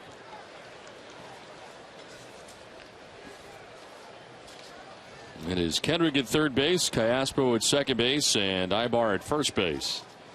With 1 out in the top of the 9th inning, Angels already on top by 5.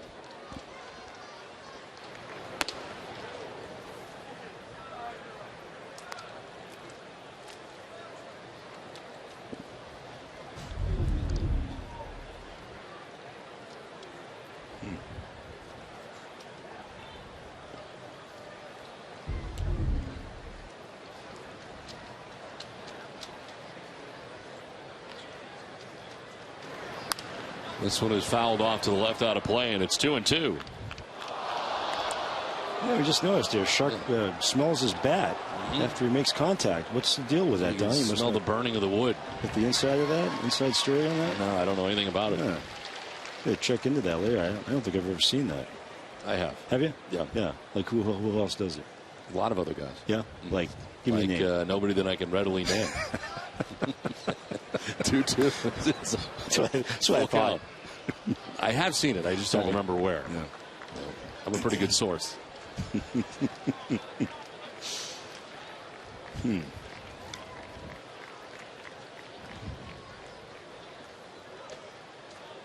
Bases loaded, 1 out, and a 3-2 pitch. The infield in. Napoli's coming home. Throw is off the mark, but Saltalamacchio will apply the tag. But they had another chance for a double play there that does not work out as Napoli. His throw is a little bit off the mark. And retired at the plate is Kendrick for the 2nd out of the inning.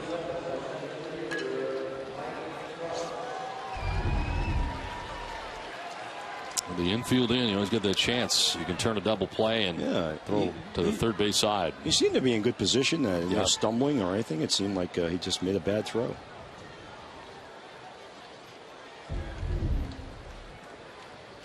So bases reloaded here with 2 down in the inning, and here is Mike Trout, who's had a 3-hit day, 2 doubles and a single for the Angels center fielder.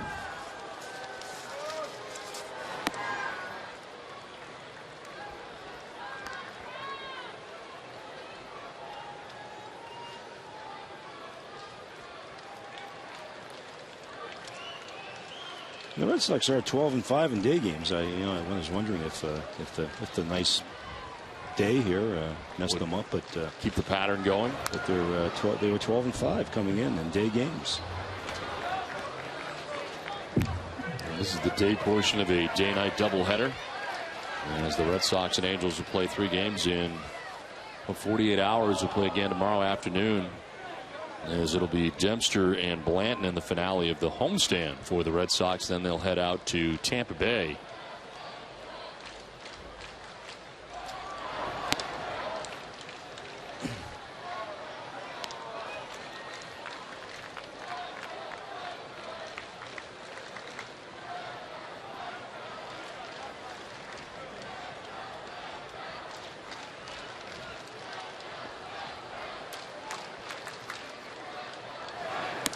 Outside again, 3-1.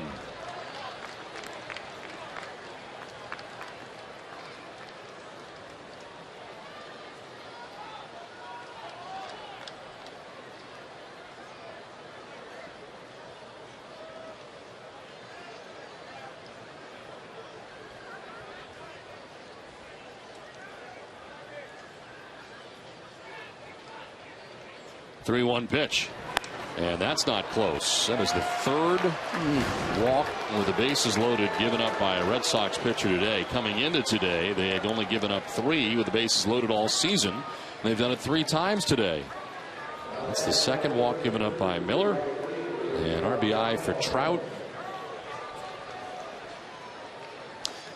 Yeah, painful performance today by the bullpen. Just as you said, Don, very rare. And usually a good strike throwing bullpen, and very unusual to see what's going on here. Well, it's an 8-2 Angels lead now as Hamilton with a swing and a miss for strike 1. Suppose it's the old get it out of your system and move on. Trying to get through this inning. Second time in 20 innings that Miller has walked 2 in an inning. And now he's at 18 pitches since coming into the game.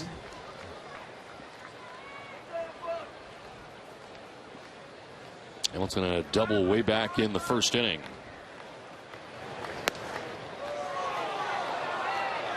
Thrown by Saltalamacchia, but it's ball 1.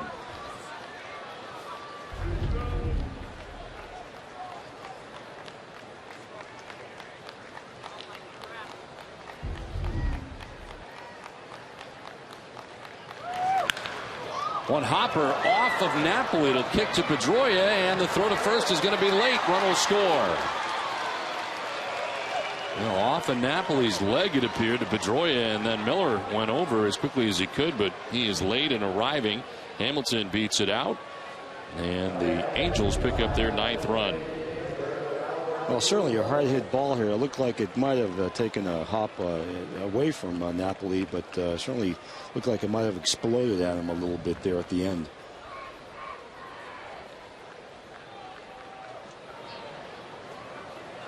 Well, Miller caught being a spectator there in the beginning. It is an error charge to Napoli at first base.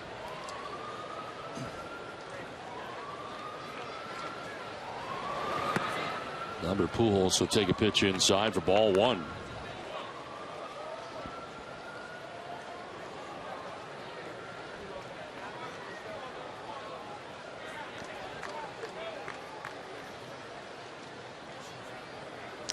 Did I jinx Mike Napoli earlier by saying how well he has played at first base? You might have, yes. I might have. You went out of your way to mention it. I did. He's had a tough game at first base today defensively in a couple different sequences during the game, and just charged with an error. That's what I mean. Whatever I say, just the opposite happens. The opposite. Okay? Just, all right? I'll remember that. Maybe I don't want to be in your column tomorrow. No, you don't want to be. And you aren't. 2-0 is sharply hit to short. Drew will go to second for the force-off. It will end the inning. Well, the Red Sox have work to do. It'll be Dustin Pedroia who leads it off.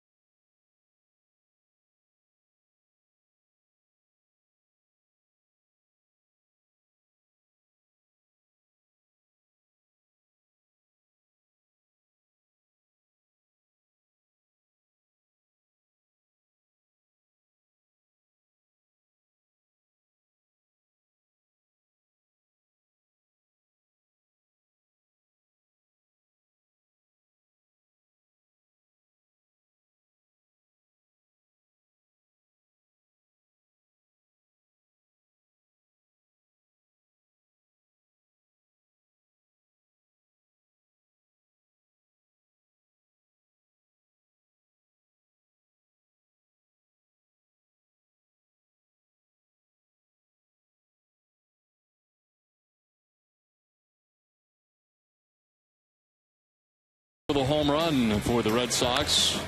Certainly one of the only good things that has happened today for the Red Sox, as Hess Express donating $500 to the Red Sox Foundation for every Red Sox home run this season. Red Sox have now hit 69 and bringing the total to $34,500. Our thanks to Hess Express, committed to helping the cause. And there is Mike Carp. Picked up his 5th home run of the season. Red Sox trailing 9-2 as they bat here in the home half of the 9th inning.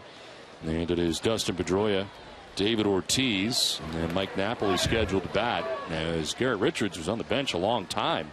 Well, his offense was out there putting together a couple more runs in the 9th inning. Yeah, I think Mike Scioscia's probably in the same boat. He doesn't want to have to use up a lot of pitchers here to finish this off. 7-run lead, get him back out there and finish it off.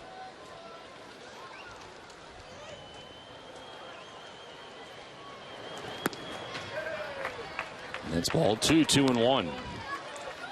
Now Pedroia with a couple of hits today. He's been on base 3 times. He doubled, singled, and walked. Last time up, bounced into a 6-4-3 double play.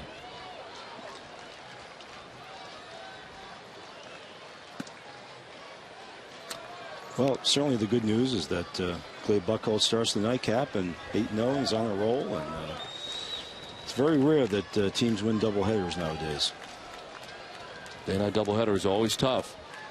And the Red Sox likely to activate Shane Victorino after the game for Game 2.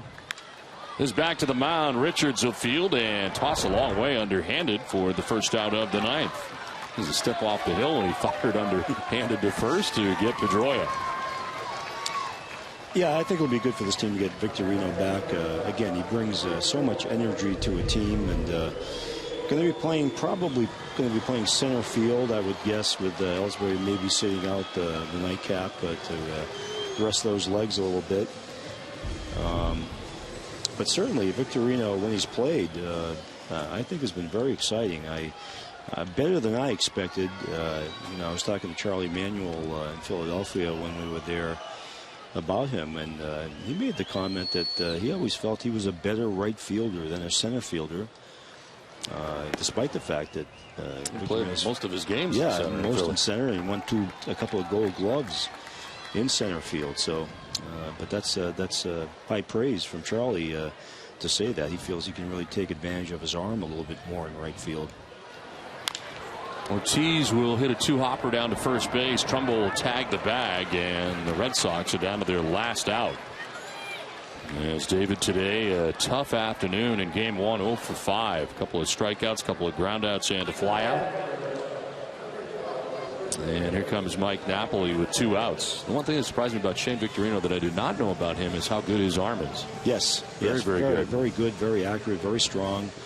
And I'm also surprised at how fast he is. I didn't realize he had that kind of speed. And he can steal a lot of bases for you if he plays a full year. There's no doubt about it. He still has a lot of great skills that really fit well with this team. I can understand now why they obtained him.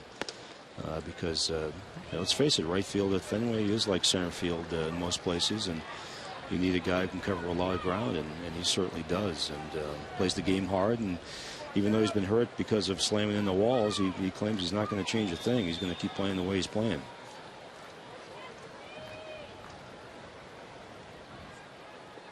No 1 to Mike Napoli. That's in the dirt outside, 1-1. And after kind of a downer like this, this game has been for them. It's probably great to get some new blood into the lineup and kind of re-energize the team a little bit for the nightcap. Somebody who was not involved in this first game, right? Well, 9 runs, 12 hits, 2 errors today for the Angels. 2 runs, 9 hits, and an error for the Red Sox. Here's a 1-1 to Mike Napoli. And a liner to left center field, in for a base hit. J.B. Shuck will pick it up and fire it back in, but Napoli gets his first hit of the day. Well, it's a good thing I didn't say anything about his offense. So you haven't mentioned his offense today. No, I didn't. No. Away from it. So he's got himself a base hit with 2 down as he'll bring up Jared Saltalamacchia.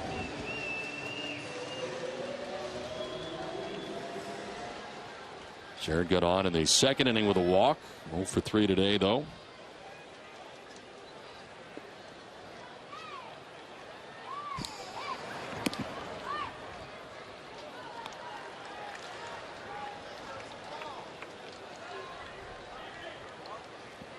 Garrett Richardson's coming into this game now. He's throwing 32 pitches. Pitched the 8th back out there for the first 2 outs here of the 9th. Nobody warming in the pen for the Angels. And this is lined into center field, a base hit. So the Red Sox put together back-to-back hits here in the 9th off Richards with 2 down.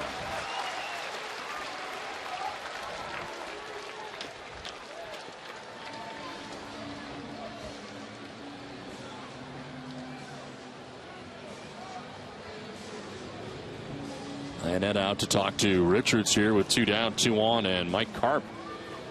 He's got a couple of hits today, a home run and a single. Home run his 5th of the year, his 18th RBI.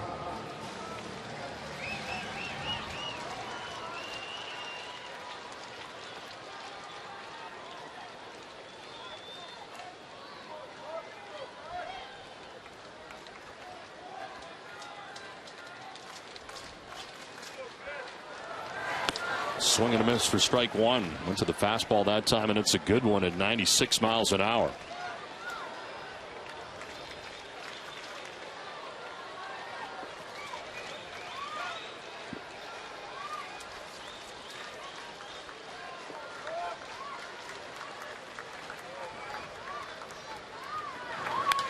Line to center field for Karp, and that's a ringing single. Around from second base comes Napoli. He will score the 3rd Boston run of the day. So the Red Sox putting together a run here with 2 outs in the 9th inning. And Karp picks up his 3rd hit and 2nd run batted into the afternoon. He's made some great contact today, hasn't he? Sure has.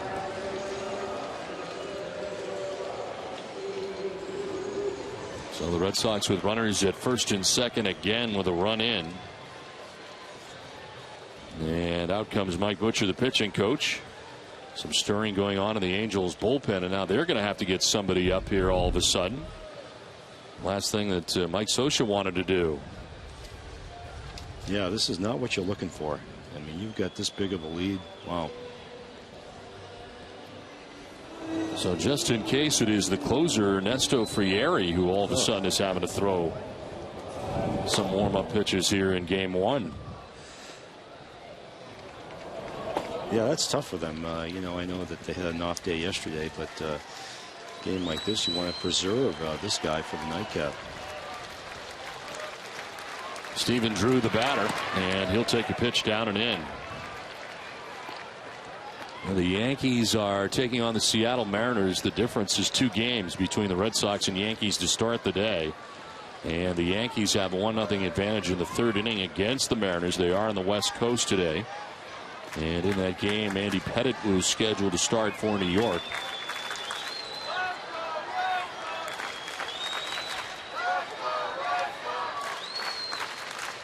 (1-0) to Stephen Drew. And a fly ball out to deep left center field. Mike Trout going back, and that ball's going to be up off the wall.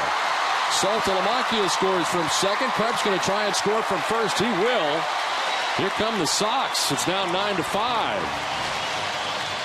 Well, if anything, maybe a little momentum toward the nightcap here, even if they don't come back all the way. At least they feel good about themselves, you know, leaving this game, which was a complete blowout. Now it's getting pretty close.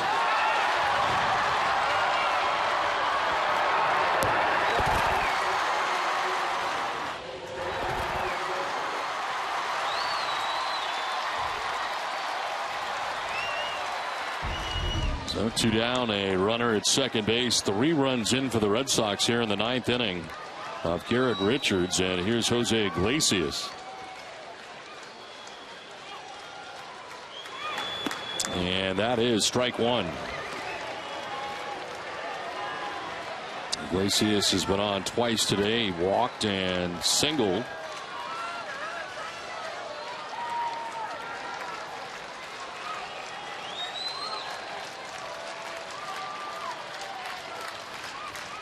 Here's the 0-1 pitch. And it's to third off the glove of Callaspo. And reaching at first base is Iglesias. Drew takes third. It is a base hit, the second of the day for Iglesias. And the Red Sox have put together 5 straight hits off Garrett Richards. I think Richards is having the opposite problem of Franklin Morales. He's throwing too many strikes. Yes. too many good balls. So it's getting kind of exciting here. And Mike Scioscia, is that Mike Scioscia coming out? Yeah. He's going to have to make the move. This will be a safe situation because the tying run will be on deck. Yeah. So he's got his closer ready to go, and he's going to go to him. Didn't want to, but here it is. Ernesto Frieri is going to make his way in for the Angels. 9-5. Red Sox making noise in the ninth.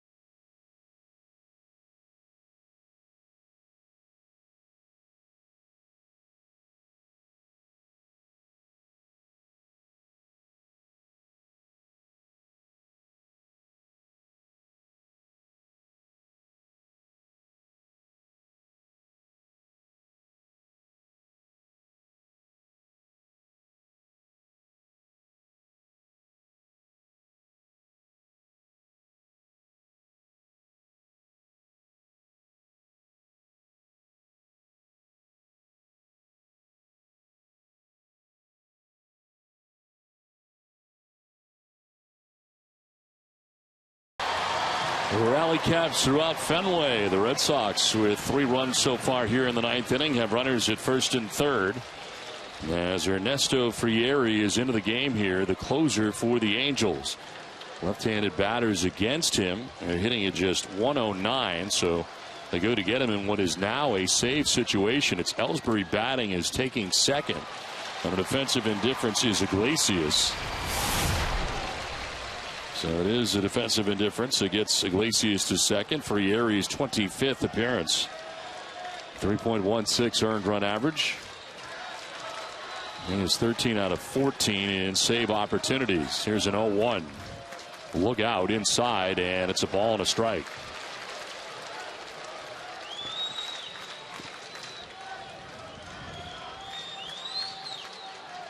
Ellsbury today with a single way back in the first inning, a 1-for-3 game for him. A couple of stolen bases on the afternoon. 1-1. That is strike 2. Red Sox down to their last out and now down to their last strike.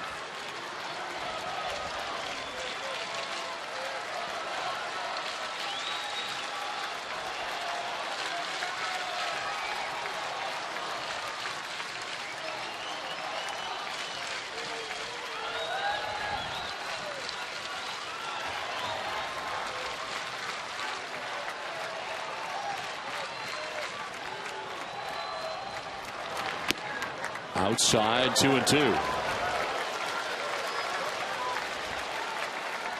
Frieri last working on Wednesday against the Cubs, a scoreless ninth inning. Prior to that, he had a streak of 5 straight appearances with a save.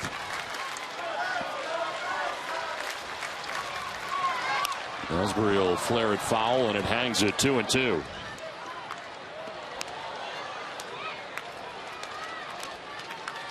He's stranding 9 of the last 11 inherited runners. Well, Ellsbury is certainly one of the guys who won up here in this situation, the way he's been seeing the ball and hitting the ball, and this is going to be an interesting ending here. This game reaching the 4-hour mark here in the 9th inning with 2 down.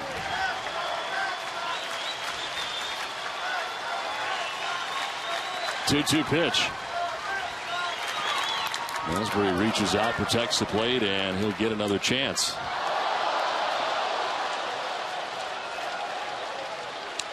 Well, at the very least, there's some good fight in this team, isn't there? At the end, they keep battling away, and they feel like they're never out of it. They really don't. Yeah, that's a good feeling for a team, a good bonding thing for a team, I think. Even to finish strong and even come up short if they do in this game. 2-2 pitch. Ellsbury strikes out, and that is that. The Angels win game 1 of the day-night doubleheader as they hold on to win 9-5. And a tough way to start the day, Tom, as we send it to you.